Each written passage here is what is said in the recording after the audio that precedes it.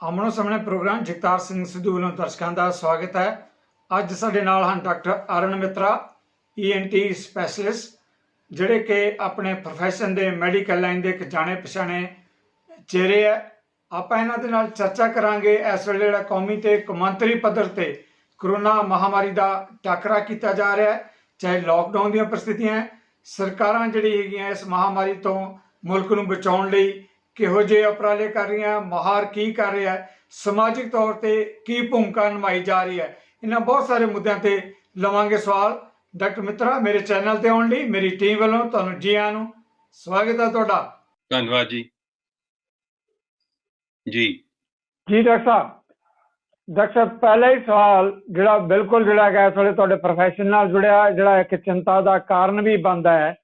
Indian medical ਜਿਹੜੀ association ਹੈ ਉਹਦੇ ਡਾਕਟਰ ਵੱਲੋਂ ਇਹ ਕਿਹਾ ਗਿਆ ਕਿ ਸਾਡੇ ਤੇ ਲਗਾਤਾਰ ਹਮਲੇ ਹੋ ਰਹੇ ਹੈ।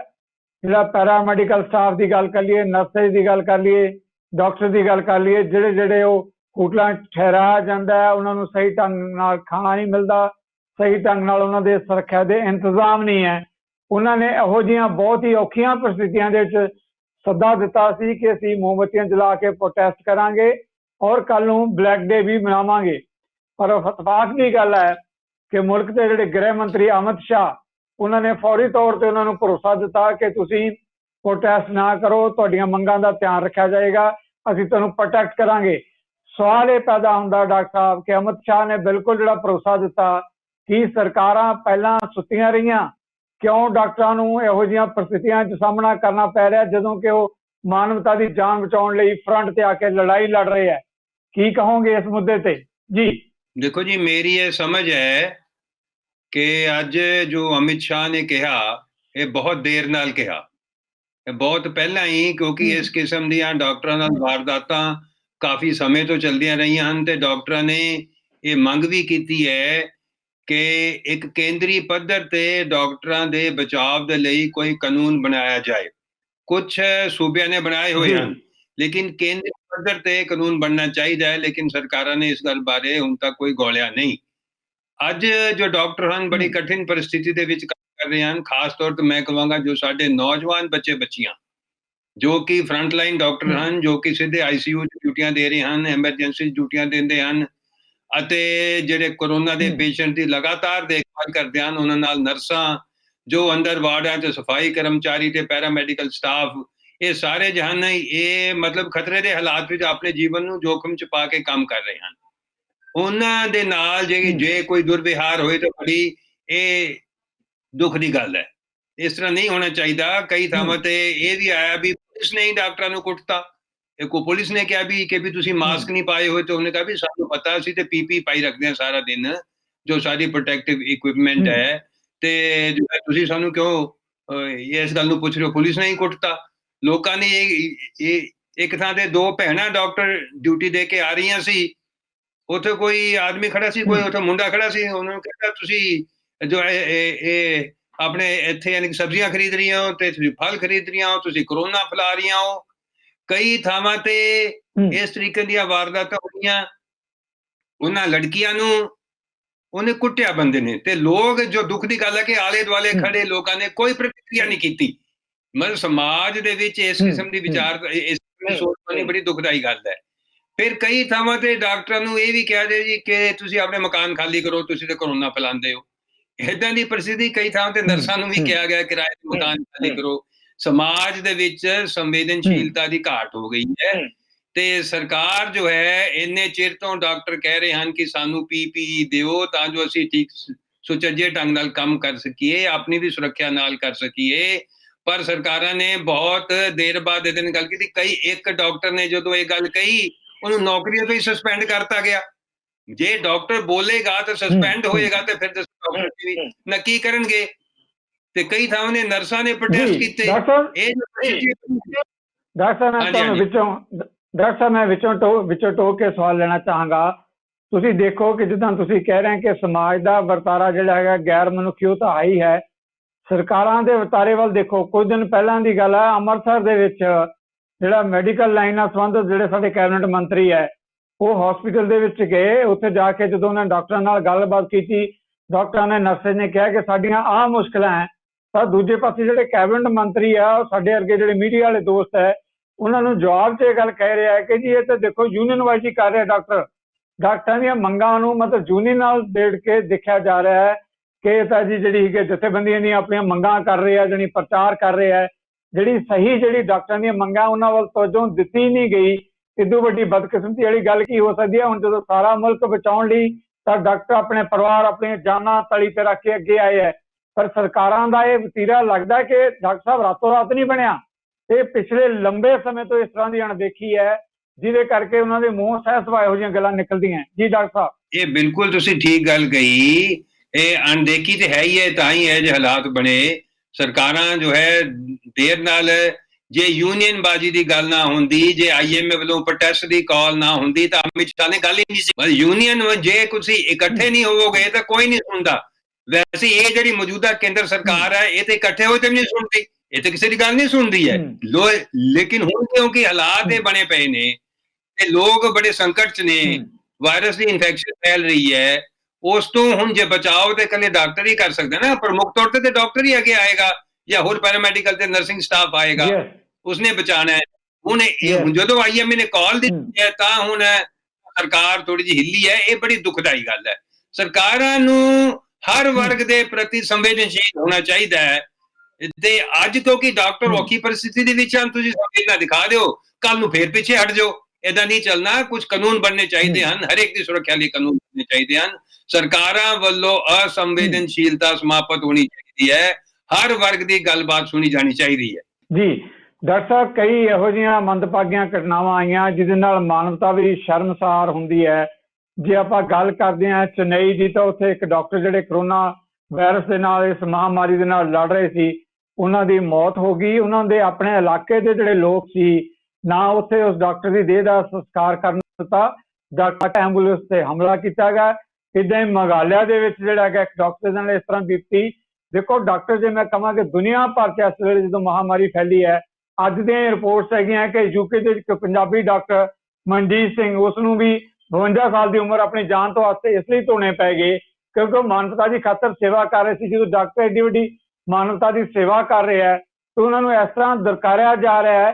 ਸਰਕਾਰਾਂ ਦੀ ਜ਼ਿੰਮੇਵਾਰੀ ਬਣਦੀ ਹੈ ਜੇ ਕੋਈ ਏਦਾਂ ਦਾ ਐਲੀਮੈਂਟ ਜਿਹੜਾ ਹੈਗਾ ਏਦਾਂ ਦੀ ਬੇਪਤੀ ਕਰਦਾ, ਡਾਕਟਰਾਂ ਦਾ ਨਿਰਾਦਰ ਕਰਦਾ, ਉਹਨਾਂ ਨੂੰ ਸਤਿਕਾਰ ਲਈ ਜਗ੍ਹਾ ਨਹੀਂ ਲੱਭੇਗੀ ਤਾਂ ਡਾਕਟਰ ਸਾਹਿਬ ਮੇਰਾ ਖਿਆਲ ਹੈ ਕਿ ਇਸ ਤੋਂ ਵੱਡੀ ਸਾਡੇ ਲਈ ਸਾਰਿਆਂ ਲਈ ਸ਼ਰਮਸਾਰ ਗੱਲ ਕੋਈ ਹੋ ਨਹੀਂ ਸਕਦੀ। ਜੀ, ਸਰਕਾਰਾਂ ਵੱਲੋਂ ਲੋਕਾਂ ਵਿੱਚ ਇਸ ਗੱਲ ਨੂੰ ਪ੍ਰਚਾਰਨਾ ਕਿ ਜਦੋਂ ਕੋਈ ਮ੍ਰਿਤਕ ਸਰੀਰ ਹੈ ਉਸ ਤੋਂ ਇਸ ਤਰ੍ਹਾਂ ਭੱਜਣ ਦੀ ਲੋੜ ਨਹੀਂ ਹੈ, ਇਸ ਗੱਲ ਦੇ ਬਾਰੇ ਕੋਈ ਚਰਚਾ ਨਹੀਂ ਕੀਤੀ ਜਾ ਰਹੀ, ਕੋਈ ਲੋਕਾਂ ਵਿੱਚ ਵਿਸ਼ਵਾਸ ਨਹੀਂ ਪੈਦਾ ਕੀਤਾ ਜਾ ਰਿਹਾ। ਲੋਕਾਂ ਨੂੰ ਇਸ ਤਰ੍ਹਾਂ ਲੱਗਦਾ ਹੈ ਕਿ ਜਦੋਂ ਕੋਈ ਮ੍ਰਿਤਕ ਸਰੀਰ ਹੈ, ਜੇ ਉਸਨੂੰ ਉਸ ਦਾ ਅਸੀਂ ਸੰਸਕਾਰ ਕਰਾਂਗੇ ਜਾਂ ਉਸਨੂੰ ਅਸੀਂ ਦਫਨਾਵਾਂਗੇ ਤਾਂ ਉਹ ਫੇਰ ਵਾਇਰਸ ਫੈਲੇਗਾ। ਹਾਲਾਂਕਿ ਇਹ ਗੱਲ ਗਲਤ ਹੈ। ਜਦੋਂ ਕਿਸੇ ਨੂੰ ਦਫਨਾ ਦਈਏ, ਸਾਡੀ ਧਰਤੀ ਵਿੱਚ ਇੰਨੀ ਸ਼ਕਤੀ ਹੈ ਤਾਂ ਉਹ ਆਪਣੇ ਆਪ ਨੂੰ ਮਾਤਾ ਧਰਤ ਮੱਤ, ਤਾਂ ਹੀ ਕਿਹਾ ਗਿਆ ਨਾ, ਆਪਣੇ ਆਪ ਨੂੰ ਹਰ ਚੀਜ਼ ਨੂੰ ਸਮੋਹ ਲੈਂਦੀ ਹੈ। ਇਸੇ ਤਰ੍ਹਾਂ ਹੀ ਅਗਨੀ, ਜੇ ਤੁਸੀਂ ਅਗਨੀ ਨੂੰ ਭੇਂਟ ਕਰਤਾ ਕਿਸੇ ਨੂੰ, ਤਾਂ ਜਦੋਂ ਮਨੁੱਖੀ ਸਰੀਰ ਨਹੀਂ ਰਹਿੰਦਾ ਤਾਂ ਵਾਇਰਸ ਨੇ ਕੀ ਰਹਿਣਾ। ਵਾਇਰਸ 65 ਡਿਗਰੀ ਦੇ ਕਰੀਬ ਆ ਕੇ ਮਰ ਜਾਂਦਾ ਹੈ ਤੇ ਅਗਨੀ ਦੇ ਵਿੱਚ ਸੈਂਕੜੇ ਡਿਗਰੀ ਦਾ ਤਾਪਮਾਨ ਹੁੰਦਾ ਹੈ। ਸੋ ਇਸ ਲਈ ਸਮਾਜ ਦੇ ਵਿੱਚ ਇਸ ਬਾਰੇ ਸੰਵੇਦਨਸ਼ੀਲਤਾ ਲਿਆਣੀ ਬਹੁਤ ਜ਼ਰੂਰੀ ਹੈ। ਸਰਕਾਰਾਂ ਜਿਹੜੀਆਂ ਹਨ ਉਸ ਤੋਂ ਥੋੜੀਆਂ ਮਤਲਬ ਕਿ ਅਸੰਵੇਦਨਸ਼ੀਲ ਹਨ। ਸਰਕਾਰਾਂ ਖੁਦ ਵੀ ਇਸ ਗੱਲ ਦੇ ਬਾਰੇ ਉਹ ਹੋਰਾਂ ਪੱਖਾਂ ਤੇ ਜ਼ਰੂਰ ਬੋਲਦੀਆਂ ਨੇ ਸਰਕਾਰਾਂ। ਮੈਂ ਨਹੀਂ ਸਮਝਦਾ ਕਿ ਇਸ ਫੋਰਮ ਤੇ ਜੇ ਤੁਸੀਂ ਸਵਾਲ ਕਰੋਗੇ ਤਾਂ ਮੈਂ ਗੱਲ ਕਰਾਂਗਾ ਕਿ ਲੇਕਿਨ ਸਮਾਜ ਦੇ ਵਿੱਚ ਚੇਤਨਾ ਪੈਦਾ ਕਰਨੀ ਬਹੁਤ ਜ਼ਰੂਰੀ ਹੈ। ਜੇ ਚੇਤਨਾ ਇਸ ਗੱਲ ਬਾਰੇ ਪੈਦਾ ਕਰਨੀ ਜ਼ਰੂਰੀ ਹੈ ਵੀ ਮਾਸਕ ਪਾ ਕੇ ਰੱਖੋ, ਹੱਥ ਧੋਵੋ, ਇਹ ਵੀ ਚੇਤਨਾ ਪੈਦਾ ਕਰਨੀ ਜ਼ਰੂਰੀ ਹੈ। ਜੇ ਕੋਈ ਮ੍ਰਿਤਕ ਸਰੀਰ ਹੈ ਤਾਂ ਉਸ ਨੂੰ ਅਸੀਂ ਕਿਸ ਤਰ੍ਹਾਂ ਸੰਭਾਲ ਕਰੀਏ, ਉਹਦਾ ਸੰਸਕਾਰ ਕਿਵੇਂ ਕਰੀਏ, ਉਸ ਨੂੰ ਇੱਜ਼ਤ ਮਾਣ ਕਿਵੇਂ ਦਈਏ। ਖਾਸ ਤੌਰ ਤੇ ਡਾਕਟਰਾਂ ਦੇ ਨਾਲ ਹੁਣ ਜਿਵੇਂ ਚੇਨਈ 'ਚ ਹੋਇਆ, ਇਹ ਅਤੀ ਮੰਦਭਾਗੀ ਘਟਨਾ ਹੈ ਕਿ ਉਹਦਾ ਤਾਬੂ ਤੱਕ ਵੀ ਤੋੜ ਦਿੱਤਾ ਗਿਆ। ਇਸ ਕਿਸਮ ਦੇ ਜੋ ਲੋਕ ਹਨ ਇਹਨਾਂ ਦੇ ਖਿਲਾਫ ਕਾਰਵਾਈ ਹੋਣੀ ਚਾਹੀਦੀ ਹੈ ਤੇ ਲੋਕਾਂ ਨੂੰ ਕੌਨਫੀਡੈਂਸ ਲੈਣ ਦੇ ਲਈ, ਲੋਕਾਂ ਨੂੰ ਵਿਸ਼ਵਾਸ ਲੈਣ ਦੇ ਲਈ ਪ੍ਰਸ਼ਾਸਨ ਨੂੰ ਅੱਗੇ ਆਉਣਾ ਚਾਹੀਦਾ ਹੈ। ਕਈ ਵਾਰੀ ਪ੍ਰਸ਼ਾਸਨ ਨਹੀਂ ਇਹ ਕੰਮ ਕਰਦਾ ਤਾਂ ਉਹ ਸਾਰਾ ਤੇ ਛੱਡ ਦਿੰਦਾ। ਮੈਂ ਸਮਝਦਾ ਕਿ ਉਹ ਬੜਾ ਬਹਾਦਰ ਡਾਕਟਰ ਹੈ ਪ੍ਰਦੀਪ, ਜਿਸਨੇ ਕਿ ਆਪਣੀ ਜੀਵਨ ਨੂੰ ਜੋਖਮ 'ਚ ਪਾ ਕੇ ਉਸ ਦੇ ਸਰੀਰ ਨੂੰ ਦਫਨਾਇਆ। ਬਹੁਤ ਹੀ ਮੈਂ ਉਹਦੀ ਸ਼ਲਾਘਾ ਕਰਦਾ, ਬਹੁਤ ਉਹਨੇ ਵੱਡਾ ਕੰਮ ਕੀਤਾ। ਡਾਕਟਰ ਸਾਹਿਬ, ਜਿੱਦਾਂ ਤੁਸੀਂ ਆਪਣੇ ਪ੍ਰੋਫੈਸ਼ਨ ਦੀ ਗੱਲ ਕਰਦੇ ਹੋ, ਮੈਂ ਇੱਕ ਹੋਰ ਐਗਜ਼ਾਮਪਲ ਲੁਧਿਆਣਾ ਸ਼ਹਿਰ ਦੀ ਜਿਹੜਾ ਏਸੀਪੀ ਕੋਹਲੀ ਉਹ ਵੀ ਪਿਛਲੇ ਦਿਨਾਂ 'ਚ ਲੋਕਾਂ ਨੂੰ ਬਚਾਉਂਦੇ ਹੋਏ ਕਰੋਨਾ ਮਹਾਮਾਰੀ ਅੱਗੇ ਆਪਣੀ ਜਾਨ ਦੀ ਬਾਜੀ ਜਿਹੜੀ ਹਾਰ ਗਏ। ਉਹਦੇ ਪਰਿਵਾਰ ਵੱਲੋਂ ਜਿਹੜੀਆਂ ਸ਼ਿਕਾਇਤਾਂ ਆ ਰਹੀਆਂ, ਹੁਣ ਤਾਂ ਸ਼ਾਇਦ ਸਥਿਤੀ ਸੁਧਾਰ ਹੋ ਗਿਆ ਹੋਏ ਕਿ ਉੱਥੇ ਉਹਨਾਂ ਦੇ ਘਰ 'ਚ ਕੂੜਾ ਨਹੀਂ ਚੱਕਿਆ ਜਾ ਰਿਹਾ। ਉਹਦੀ ਸਿਸਟਰ ਦੀ ਇਹ ਕੰਪਲੇਂਟ ਆ ਰਹੀ ਹੈ ਕਿ ਮੈਨੂੰ ਸਹੀ ਢੰਗ ਦੇ ਨਾਲ ਜਿਹੜਾ ਕਿ ਮੇਰੀ ਟ੍ਰੀਟਮੈਂਟ ਨਹੀਂ ਕੀਤੀ ਜਾ ਰਹੀ। ਇੱਕ ਪਾਸੇ ਜਿਹੜੀਆਂ ਸਰਕਾਰਾਂ ਹੈਗੀਆਂ ਉਹਦੀ ਕੁਰਬਾਨੀ ਨੂੰ ਸਲਾਮ ਕਰਦੀਆਂ, ਦੂਜੇ ਪਾਸੇ ਉਹਨਾਂ ਦਾ ਪਰਿਵਾਰ ਇਦਾਂ ਦੇ ਰੁਲ ਰਹੇ ਹੈ। ਜਿਹੜੇ ਸਾਡੇ ਹੀਰੋ ਹੈ, ਜਿਹੜੇ ਅੱਗੇ ਹੋ ਕੇ ਲੜਾਈ ਲੜ ਰਹੇ ਹੈ, ਜੇ ਉਹਨਾਂ ਦੇ ਪਰਿਵਾਰਾਂ ਦੀ ਇਹ ਦੁਰਗਤੀ ਹੋਏਗੀ ਤਾਂ ਕੀ ਸੁਨੇਹਾ ਮੈਸੇਜ ਜਾਏਗਾ, ਲੜਨਗੇ ਲੋਕ ਅੱਗੇ ਆ ਕੇ। ਜੀ, ਪਰਿਵਾਰਾਂ ਦੇ ਵਿੱਚ ਆਤਮ ਵਿਸ਼ਵਾਸ ਪੈਦਾ ਕਰਨਾ ਅਤੇ ਸਮਾਜ ਦੇ ਪ੍ਰਤੀ ਵਿਸ਼ਵਾਸ ਪੈਦਾ ਕਰਨਾ ਬੜਾ ਜ਼ਰੂਰੀ ਹੈ। ਉਸ ਦੇ ਲਈ ਕਿ ਜਿਹੜੇ ਲੋਕ ਦੁਰਵਿਹਾਰ ਕਰਦੇ ਹਨ ਉਹਨਾਂ ਨੂੰ ਸਮਝਾਉਣਾ ਬਹੁਤ ਜ਼ਰੂਰੀ ਹੈ। ਉਹ ਸਮਝਾਉਣ ਦੇ ਲਈ ਪ੍ਰਸ਼ਾਸਨ ਨੂੰ ਮੈਂ ਸਮਝਦਾ ਕਿ ਡਾਕਟਰਾਂ ਦੀ ਮਦਦ ਲੈਣੀ ਚਾਹੀਦੀ ਹੈ। ਡਾਕਟਰਾਂ ਦੀ ਮਦਦ ਲੈ ਕੇ ਉਹਨਾਂ ਦੇ ਰਿਸ਼ਤੇਦਾਰਾਂ ਨੂੰ, ਸਭ ਨੂੰ, ਜਾਂ ਜੋ ਉਹਦੇ ਸਫਾਈ ਕਰਮਚਾਰੀ, ਜਿਵੇਂ ਤੁਸੀਂ ਗੱਲ ਕਹੀ ਕਿ ਲੋਕ ਘਰ ਨੂੰ ਸਫਾਈ ਕਰਨ ਨਹੀਂ ਜਾ ਰਹੇ, ਉਹਨਾਂ ਨੂੰ ਸਮਝਾਉਣਾ ਵਿਸ਼ਵਾਸ ਹੈ ਨਾ, ਕਿਉਂਕਿ ਇਹ ਆਪਣੇ ਇਸ ਸਮਾਜ ਦੇ ਵਿੱਚ ਹਲੇ ਵੀ ਪਛੜਾਪਨ ਹੈ, ਹਾਲੇ ਵੀ ਵਿਗਿਆਨਕ ਸੋਚ ਦੀ ਬੜੀ ਕਮੀ ਹੈ ਤੇ ਪਿਛਲੇ 4-5 ਸਾਲਾਂ 'ਚ ਇਸ ਕਮੀ ਨੂੰ ਵਧਾਇਆ ਗਿਆ। ਇਸ ਲਈ ਜੋ ਹੈ ਇਸ ਅਗਿਆਨਤਾ 'ਚੋਂ ਕੱਢਣਾ ਬਾਰ-ਬਾਰ ਤੁਹਾਨੂੰ ਲੋਕਾਂ ਵਿੱਚ ਜਾ ਕੇ ਕੌਨਫੀਡੈਂਸ ਪੈਦਾ ਕਰਨਾ ਚਾਹੇਗਾ। ਲੁਧਿਆਣਾ ਵਿੱਚ ਵੀ ਪ੍ਰਸ਼ਾਸਨ ਨੂੰ ਚਾਹੀਦਾ ਹੈ ਕਿ ਡਾਕਟਰਾਂ ਦੀ ਸਹਾਇਤਾ ਲੈ ਕੇ ਉਹਨਾਂ ਕੋਲ ਜਾਏ, ਉਹਨਾਂ ਨੂੰ ਸਮਝਾਏ ਇਸ ਕਿਸਮ ਦੇ ਲੋਕਾਂ ਨੂੰ, ਤੇ ਪਰਿਵਾਰ ਦੇ ਵਿੱਚ ਵਿਸ਼ਵਾਸ ਪੈਦਾ ਕਰਨਾ। ਦੇਖੋ, ਜਿਸ ਦਾ ਕੋਈ 52 ਸਾਲ ਦਾ ਬੰਦਾ ਮਰ ਜਾਏ, ਉਹਦੇ ਹਾਲੇ ਬੱਚੇ ਛੋਟੇ-ਛੋਟੇ ਹੋਣ ਤੇ ਪਤਨੀ ਵੀ ਛੋਟੀ ਉਮਰ ਦੀ ਹੈ, ਉਸਦੇ ਪਰਿਵਾਰ ਤੇ ਕੀ ਬੀਤ ਰਹੀ ਹੈ ਇਹ ਉਹੀ ਜਾਣਦੇ ਨੇ। ਇਸ ਲਈ ਇਸ ਕਿਸਮ ਦੀ ਸਥਿਤੀ ਦੇ ਵਿੱਚ ਬਹੁਤ ਜ਼ਰੂਰੀ ਹੈ ਕਿ ਪਰਿਵਾਰ ਦੇ ਨਾਲ ਸੰਵੇਦਨਾ ਪੈਦਾ ਕਰਨ ਦੇ ਲਈ ਜਿਹੜੇ ਲੋਕ ਇਸ ਤਰੀਕੇ ਨਾਲ ਉਸ ਤੋਂ ਭੱਜਦੇ ਹਨ ਉਹਨਾਂ ਨੂੰ ਸਮਝਾਉਣਾ ਬਹੁਤ ਹੀ ਜ਼ਰੂਰੀ ਹੈ, ਕਿਉਂਕਿ ਸਮਝਾਉਣ ਦੀ ਕਮੀ ਹੈ। ਮੈਂ ਸਮਝਦਾ ਪ੍ਰਸ਼ਾਸਨ ਨੂੰ ਅੱਗੇ ਆਉਣਾ ਚਾਹੀਦਾ, ਡਾਕਟਰਾਂ ਦੀ ਸਹਾਇਤਾ ਲੈਣੀ ਚਾਹੀਦੀ ਹੈ। ਇਹ ਸਭ ਕੁਝ ਹੋ ਸਕਦਾ, ਐਸੀ ਗੱਲ ਨਹੀਂ ਹੈ ਕਿ ਨਹੀਂ ਹੋ, ਕੁਝ ਵੀ ਹੋ ਸਕਦਾ। ਜੀ ਦਰਅਸਲ ਜਿਸ ਮਾਮਲੇ ਤੇ ਆਪਾਂ ਚਰਚਾ ਕਰ ਰਹੇ ਹਾਂ, ਮਹਾਮਾਰੀ ਦੇ ਮੁੱਦੇ ਨੂੰ ਲੈ ਕੇ, ਉਹਦੇ ਲਈ ਜਿੱਦਾਂ ਸਰਕਾਰ ਦਾਅਵੇ ਕਰ ਰਹੀ ਹੈ, ਕੇਂਦਰ ਦੀ ਗੱਲ ਕਰ ਲਈਏ, ਆਪਾਂ ਸੂਬਿਆਂ ਦੀਆਂ ਜਿਹੜੀਆਂ ਸਰਕਾਰਾਂ ਉਹਨਾਂ ਦੀ ਗੱਲ ਕਰ ਲਈਏ, ਹੁਣ ਜਿਹੜਾ ਜਿਸ ਤਰ੍ਹਾਂ ਨਾਲ ਟੈਸਟ ਦੀ ਗੱਲ ਕਰਦੇ ਹਾਂ, ਰੈਪਿਡ ਜਿਹੜੀਆਂ ਹੈਗੀਆਂ ਕਿੱਟਾਂ ਜਿਹੜੀਆਂ ਟੈਸਟ ਦੇ ਲਈ ਆਈਆਂ ਸੀਗੀਆਂ, ਪਿਛਲੇ 2 ਦਿਨ ਤੋਂ ਪੂਰੇ ਹਿੰਦੁਸਤਾਨ ਦੇ ਵਿੱਚ ਰੌਲਾ ਪੈ ਰਿਹਾ ਹੈ ਕਿ ਜਿਹੜੀਆਂ ਰੈਪਿਡ ਕਿੱਟਾਂ ਹੈਗੀਆਂ ਉਹਨਾਂ ਵਿੱਚ ਕੋਈ ਤਕਨੀਕੀ ਨੁਕਸ ਪੈ ਗਿਆ, ਜਿਸ ਕਰਕੇ ਜਿਹੜੀ ਹੈਗੀ ਹੁਣ 2 ਦਿਨ ਲਈ ਜਾਂਚ ਰੋਕ ਦਿੱਤੀ ਗਈ ਹੈ। ਜਿੱਦਾਂ ਦੀ ਆਪਾਂ ਲੜਾਈ ਲੜ ਰਹੇ ਹਾਂ ਇਸ ਵੇਲੇ ਤਾਂ ਇੱਕ ਪਾਲੇ ਕੀਮਤੀ ਸਮਝਿਆ ਜਾ ਰਿਹਾ ਹੈ ਤੇ 2 ਦਿਨ ਲਈ ਇਦਾਂ ਦੀ ਜਾਂਚ ਹੀ ਰੁਕ ਜਾਏਗੀ ਤਾਂ ਕਿੱਡਾ ਵੱਡਾ ਨੁਕਸਾਨ ਹੋ ਰਿਹਾ ਮੁਲਕ ਦਾ। ਇਹਦੇ ਐਡੀ ਵੱਡੀ ਕਤਾਹੇ ਦੇ ਲਈ ਡਾਕਟਰ ਸਾਹਿਬ ਕੌਣ ਜ਼ਿੰਮੇਵਾਰ ਹੈ, ਕਿਉਂ ਹੋਇਆ ਸਾਰਾ ਕੁਝ? ਇਹ ਜਦੋਂ ਇਹ ਕਹਿ ਰਹੇ ਨੇ ਕਿ ਚੀਨ ਤੋਂ ਆਈਆਂ ਕਿੱਟਾਂ, ਜਿਹੜੀਆਂ ਚੀਨ ਤੋਂ ਆਈਆਂ ਪਹਿਲੇ ਹੀ ਟੈਸਟ ਕਰ ਲੈਣੀ ਚਾਹੀਦੀ ਸੀ, ਥੱਲੇ ਤੱਕ ਭੇਜਣ ਤੋਂ ਪਹਿਲੇ ਸ਼ੁਰੂਆਤੀ ਸਟੇਜ ਤੇ ਟੈਸਟ ਕਰਨੀ ਚਾਹੀਦੀ ਸੀ। ਕੱਲ ਵੀ ICMR ਡਾਇਰੈਕਟਰ ਨੇ ਕਿਹਾ ਕਿ ਉਹ ਇਸ ਗੱਲ ਨੂੰ ਜਾਂਚਣਗੇ ਕਿ ਵੀ ਕੋਈ ਇੱਕ ਬੈਚ ਖਰਾਬ ਹੈ ਤਾਂ ਉਸ ਬੈਚ ਨੂੰ ਡਿਸਕਾਰਡ ਕਰ ਦੇਣਗੇ, ਕਿਉਂਕਿ ਸਾਰੀਆਂ ਕਿੱਟਾਂ ਉਹਨਾਂ ਨੇ ਕਿਹਾ ਵੀ ਖਰਾਬ ਨਹੀਂ ਹੋਣਗੀਆਂ, ਇਸ ਗੱਲ ਲਈ ਜਾਂਚਣਗੇ। ਇਹ ਪਹਿਲੇ ਹੀ ਜਦੋਂ ਕੋਈ ਚੀਜ਼ ਅਸੀਂ ਉਸਨੂੰ ਤਿਆਰ ਕਰਦੇ ਹਾਂ ਜਾਂ ਬਾਹਰੋਂ ਮੰਗਵਾਉਂਦੇ ਹਾਂ, ਜਾਂਚ ਕਰਕੇ ਹੀ ਥੱਲੇ ਜਾਣੀ ਚਾਹੀਦੀ ਹੈ। ਇਹਨਾਂ ਨੂੰ ਇੱਕ ਵਿਸ਼ੇਸ਼ ਤਾਪਮਾਨ ਤੇ ਤੁਹਾਨੂੰ ਸਟੋਰ ਕਰਨਾ ਪੈਂਦਾ ਹੈ। ਉਹ ਵਿਸ਼ੇਸ਼ ਤਾਪਮਾਨ ਦੇ ਲਈ ਤੁਹਾਨੂੰ ਜੋ ਹੈ ਉਹਦੇ ਲਈ ਉਪਕਰਨ ਦੇਣੇ ਪੈਣਗੇ। ਅਜੇ ਵੈਕਸੀਨ ਜੋ ਹਨ ਜਾਂ ਜੋ ਐਂਟੀਬਾਡੀ ਜਾਂ ਜੋ ਹਨ ਉਹਨਾਂ ਨੂੰ ਦੇਣ ਦੇ ਲਈ ਸਾਨੂੰ ਵਿਸ਼ੇਸ਼ ਤਾਪਮਾਨ ਤੇ ਉਹਨੂੰ ਸਟੋਰ ਕਰਨਾ ਪੈਂਦਾ ਹੈ। ਜੇ ਉਹ ਤਾਪਮਾਨ ਤੁਸੀਂ ਪ੍ਰੋਵਾਈਡ ਨਹੀਂ ਕਰੋਗੇ ਤਾਂ ਆਪ ਠੀਕ ਤਰ੍ਹਾਂ ਕੰਮ ਨਹੀਂ ਕਰੇਗਾ। ਇਸ ਕਰਕੇ ਜਾਂਚ ਹੋਣੀ ਚਾਹੀਦੀ ਹੈ ਕਿ ਵੀ ਕਿਉਂ ਕਿੱਟਾਂ ਹਲਕੀ ਕਿਸਮ ਦੀਆਂ ਜੋ ਇਸ ਤਰ੍ਹਾਂ ਕਿੱਟਾਂ ਰੈਪਿਡ ਟੈਸਟ ਦੀਆਂ ਕਿਉਂ ਆਈਆਂ। ਨੁਕਸਾਨ ਤਾਂ ਹੋ ਹੀ ਰਿਹਾ, 2 ਦਿਨ 'ਚ ਕਿੰਨੇ ਟੈਸਟ ਹੋ ਜਾਣੇ। ਸਾਡੇ ਦੇਸ਼ 'ਚ ਪਹਿਲੇ ਹੀ ਟੈਸਟ ਘੱਟ ਹੋਏ ਨੇ। ਈਵਨ ਸਾਡੇ ਗੁਆਂਢੀ ਜੋ ਮੁਲਕ ਹਨ, ਜੋ ਸਾਡੇ ਦੱਖਣੀ ਏਸ਼ੀਆ ਵੀ, ਉਹਨਾਂ ਵਿੱਚ ਵੀ ਕਈ ਮੁਲਕਾਂ 'ਚ ਸਾਡੇ ਨਾਲੋਂ ਜ਼ਿਆਦਾ ਟੈਸਟ ਮਤਲਬ ਹੋਏ ਹਨ। ਇੱਕ ਤੁਸੀਂ ਬਹੁਤ ਵੱਡਾ ਜੋ ਦੇਸ਼ ਹਾਂ, ਬੜੀ ਸਾਡੀ ਅਸੀਂ ਕਹਿੰਦੇ ਵੀ ਸਾਡੀ ਆਰਥਿਕਤਾ ਬਹੁਤ ਮਜ਼ਬੂਤ ਹੈ ਜੋ ਸਾਡੇ ਗੁਆਂਢੀ ਮੁਲਕਾਂ ਨਾਲੋਂ, ਪਰ ਫਿਰ ਸਾਡੇ ਵਿੱਚ ਟੈਸਟ ਘੱਟ ਹੋਣ ਉਹਨਾਂ ਨਾਲੋਂ। ਜਾਂ ਪਾਕਿਸਤਾਨ ਦਾ, ਜੇ ਤੁਸੀਂ ਪਾਕਿਸਤਾਨ ਦੇ ਨਾਮ ਲਓਗੇ ਤਾਂ ਤੁਹਾਨੂੰ ਦੇਸ਼ ਧਰੋਹੀ ਕਹਿ ਦੇਣਗੇ, ਲੇਕਿਨ ਨੇਪਾਲ ਦਾ ਨਾਮ ਤੇ ਲੈ ਸਕਦੇ ਹਾਂ ਨਾ, ਅਸੀਂ ਸ੍ਰੀਲੰਕਾ ਦਾ ਨਾਮ ਤੇ ਲੈ ਸਕਦੇ ਹਾਂ ਨਾ। ਮਤਲਬ ਇਹਨਾਂ ਮੁਲਕਾਂ 'ਚ ਸਾਡੇ ਨਾਲੋਂ ਟੈਸਟ ਕਰਨ ਦੀ ਸਥਿਤੀ ਬਿਹਤਰ ਹੈ ਤੇ ਸਾਡੇ ਕਿਉਂ ਨਾ ਇਸ ਨੂੰ ਸੁਧਾਰਨਾ ਪਏਗਾ। ਤੇ ਇਸ ਨੂੰ ਸੁਧਾਰ ਕੇ ਹੀ ਜੇ ਜ਼ਿਆਦਾ ਟੈਸਟ ਹੋਣਗੇ, ਚਾਹੇ ਸਮਾਜ ਦੀ ਸਹੀ ਸਥਿਤੀ ਬਾਰੇ ਸਾਨੂੰ ਪਤਾ ਲੱਗੇਗਾ ਕਿ ਇਸ ਹਾਲਤ ਵੱਲ ਸਾਡਾ ਸਮਾਜ ਇਸ ਵੇਲੇ ਕੋਰੋਨਾ ਦੇ ਵਿੱਚ ਖੜਾ। ਜੀ ਡਾਕਟਰ ਸਾਹਿਬ, ਜਿਹੜਾ ਇਹ ਚਿੰਤਾ ਦਾ ਕਾਰਨ ਇਸ ਕਰਕੇ ਵੀ ਹੈ, ਜਿਹੜਾ ਪਿਛਲੇ ਕੁਝ ਦਿਨਾਂ ਤੋਂ ਇਹ ਸਵਾਲ ਵੀ ਬੜਾ ਉੱਭਰ ਕੇ ਸਾਹਮਣੇ ਆ ਰਿਹਾ ਹੈ ਕਿ ਜਿਹੜੇ ਮਰੀਜ਼ ਨੇ ਕਰੋਨਾ ਵਾਇਰਸ ਦੇ, ਉਹਨਾਂ ਦੇ ਵਿੱਚ ਹਿੰਦੁਸਤਾਨ ਦੇ ਵਿੱਚ ਘੱਟੋ ਘੱਟ ਜਿਹੜੇ ਕਿ 70% ਕਰੀਬ ਇਹੋ ਜਿਹੇ ਪੇਸ਼ੈਂਟ ਹੈ ਜਿਨ੍ਹਾਂ ਦੇ ਟੈਸਟ ਜਿਹੜੇ ਕੀਤੇ ਗਏ ਹੈ, ਜਿਨ੍ਹਾਂ 'ਚੋਂ ਪਤਾ ਨਹੀਂ ਲੱਗ ਰਿਹਾ ਪਹਿਲਾਂ ਕਿ ਵੀ ਉਹਨਾਂ 'ਚ ਬਿਮਾਰੀ ਦੇ ਲੱਛਣ ਪਾਏ ਗਏ ਕਿ ਨਹੀਂ ਪਾਏ ਗਏ। ਅਚਾਨਕ ਜਦੋਂ ਜਿਹੜੇ ਉਹਨਾਂ ਦੇ ਟੈਸਟ ਕੀਤੇ ਗਏ ਉਹ ਪਾਏ ਗਏ ਉਹਨਾਂ 'ਚੋਂ ਕਿ ਵੀ ਉਹਨਾਂ 'ਚ ਬਿਮਾਰੀ ਦੇ ਲੱਛਣ ਸੀਗੇ। ਦੁਨੀਆ ਦੇ ਪੱਧਰ ਤੇ ਵੀ ਇਹੋ ਜਿਹੀਆਂ ਐਗਜ਼ਾਮਪਲਾਂ ਆਈਆਂ। ਇਹੋ ਜਿਹੀਆਂ ਸਥਿਤੀਆਂ ਜਦੋਂ ਬਣ ਗਈਆਂ ਕਿ ਹੁਣ ਪਤਾ ਹੀ ਨਹੀਂ ਲੱਗ ਰਿਹਾ ਕਿ ਵੀ ਇਹ ਮਰੀਜ਼ ਦੇ ਵਿੱਚ ਲੱਛਣ ਹੈਗੇ ਆ ਕਿ ਨਹੀਂ ਹੈਗੇ, ਜਿਹੜਾ ਸਾਹਮਣੇ ਤੁਹਾਡੇ ਵਿਅਕਤੀ ਖੜਾ ਹੈ ਉਹ ਬਿਮਾਰ ਹੈ ਕਿ ਤੰਦਰੁਸਤ ਹੈ, ਇਹੋ ਜਿਹੀ ਹਾਲਤ ਦੇ ਵਿੱਚ ਜਿਹੜੇ ਟੈਸਟ ਹੈ ਉਹਨਾਂ ਦੀ ਦਰ ਵਧਾਉਣੀ ਜਾਣ ਦੀ ਕਿੰਨੀ ਕੁ ਜ਼ਰੂਰਤ ਤੁਸੀਂ ਮਹਿਸੂਸ ਕਰਦੇ ਹੋ? ਜ਼ਰੂਰਤ ਬਹੁਤ ਜ਼ਿਆਦਾ ਹੈ ਜਗਤਾਰ ਜੀ, ਕਿਉਂਕਿ 80 ਤੋਂ 85% ਮਰੀਜ਼ਾਂ ਦੇ ਵਿੱਚ ਕੋਈ ਲੱਛਣ ਨਹੀਂ ਆਉਂਦੇ, ਲੇਕਿਨ ਉਹ ਬੰਦਾ ਕਿਸੇ ਹੋਰ ਨੂੰ ਬਿਮਾਰੀ ਫੈਲਾ ਸਕਦਾ ਹੈ। ਇਹ ਹੋ ਸਕਦਾ ਹੈ ਕਿ ਦੂਜੇ ਰੋਗੀ ਦੇ ਵਿੱਚ ਵੀ ਲੱਛਣ ਨਾ ਆਉਣ ਜਾਂ ਆ ਜਾਣ ਜਾਂ ਉਹ ਜ਼ਿਆਦਾ ਵੀ ਬਿਮਾਰ ਹੋ ਜਾਏ, ਇਹ ਹੋ ਸਕਦਾ ਹੈ। ਇਸ ਲਈ ਟੈਸਟ ਜੋ ਹੈ ਇੱਕ ਮਤਲਬ ਇਹ ਜੋ ਕਰਨੇ ਜ਼ਰੂਰੀ ਹੈ। ਖਾਸ ਤੌਰ ਤੇ ਹੁਣ ਇਹ ਵੀ ਹੈ ਕਿ ਜੇ ਕਿਸੇ ਨੂੰ ਫਲੂ ਹੈ ਤਾਂ ਫਲੂ ਦੇ ਹਰ ਪੇਸ਼ੈਂਟ ਦਾ ਵੀ ਅਗਰ ਟੈਸਟ ਹੋਏ ਤਾਂ ਵੀ ਅਸੀਂ ਕੁਛ ਨਾ ਕੁਛ ਨਤੀਜੇ ਤੇ ਯਾਨੀ ਪਹੁੰਚਾਂਗੇ।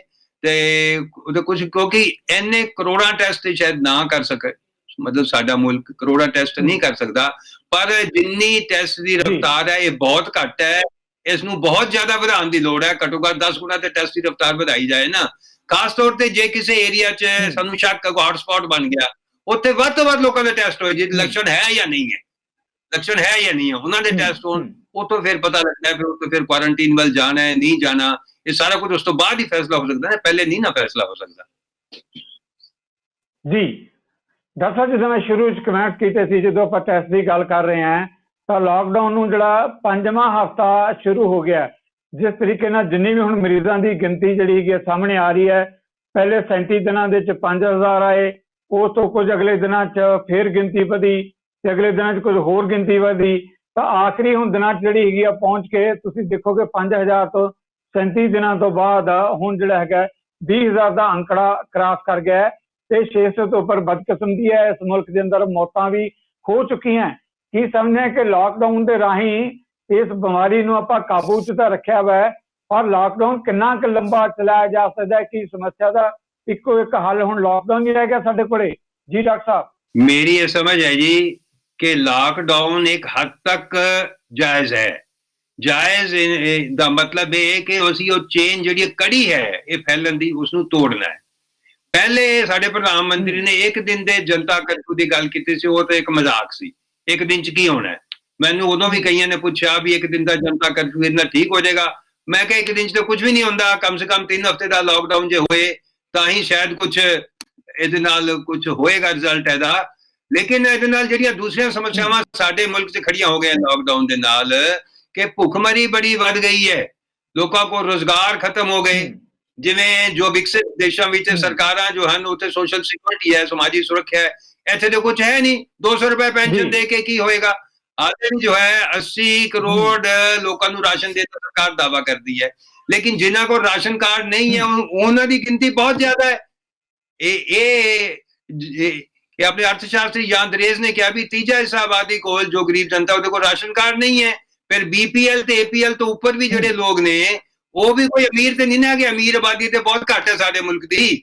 ਬਾਕੀ ਲੋਕ ਤੇ ਇੱਥੇ ਆਪਣੇ ਪੂਰੇ ਸੂਰੇ ਨੇ। ਜੇ ਰੁਜ਼ਗਾਰ ਨਹੀਂ ਹੈ, ਛੋਟੇ ਦੁਕਾਨਦਾਰ ਦੀ ਅਗਰ ਦੁਕਾਨ ਬੰਦ ਹੈ, ਜੋ ਸਵੈ ਰੁਜ਼ਗਾਰ ਜਿਸਨੇ ਆਪਣਾ ਚਲਾਇਆ ਹੋਇਆ, ਤਾਂ ਅਗਰ ਉਹਦਾ ਕੰਮ ਨਹੀਂ ਹੈ ਤੇ ਕੀ ਰੁਜ਼ਗਾਰ? ਤੁਸੀਂ ਲਾਕਡਾਊਨ ਨੂੰ 3 ਮਈ ਤੋਂ ਬਾਅਦ ਮੈਨੂੰ ਲੱਗਦਾ ਹੈ ਕਿ ਤੁਹਾਨੂੰ ਫੇਜ਼ ਆਊਟ ਕਰਨਾ ਪਏਗਾ। ਪਹਿਲੇ ਸਰਕਾਰ ਨੇ ਕਿਹਾ ਸੀ ਕਿ 20 ਅਪ੍ਰੈਲ ਤੋਂ ਬਾਅਦ ਕਰਾਂਗੇ, ਤੇ ਹੁਣ 3 ਮਈ ਤੋਂ ਬਾਅਦ ਤੁਹਾਨੂੰ ਫੇਜ਼ ਆਊਟ ਕਰਨਾ ਪਏਗਾ।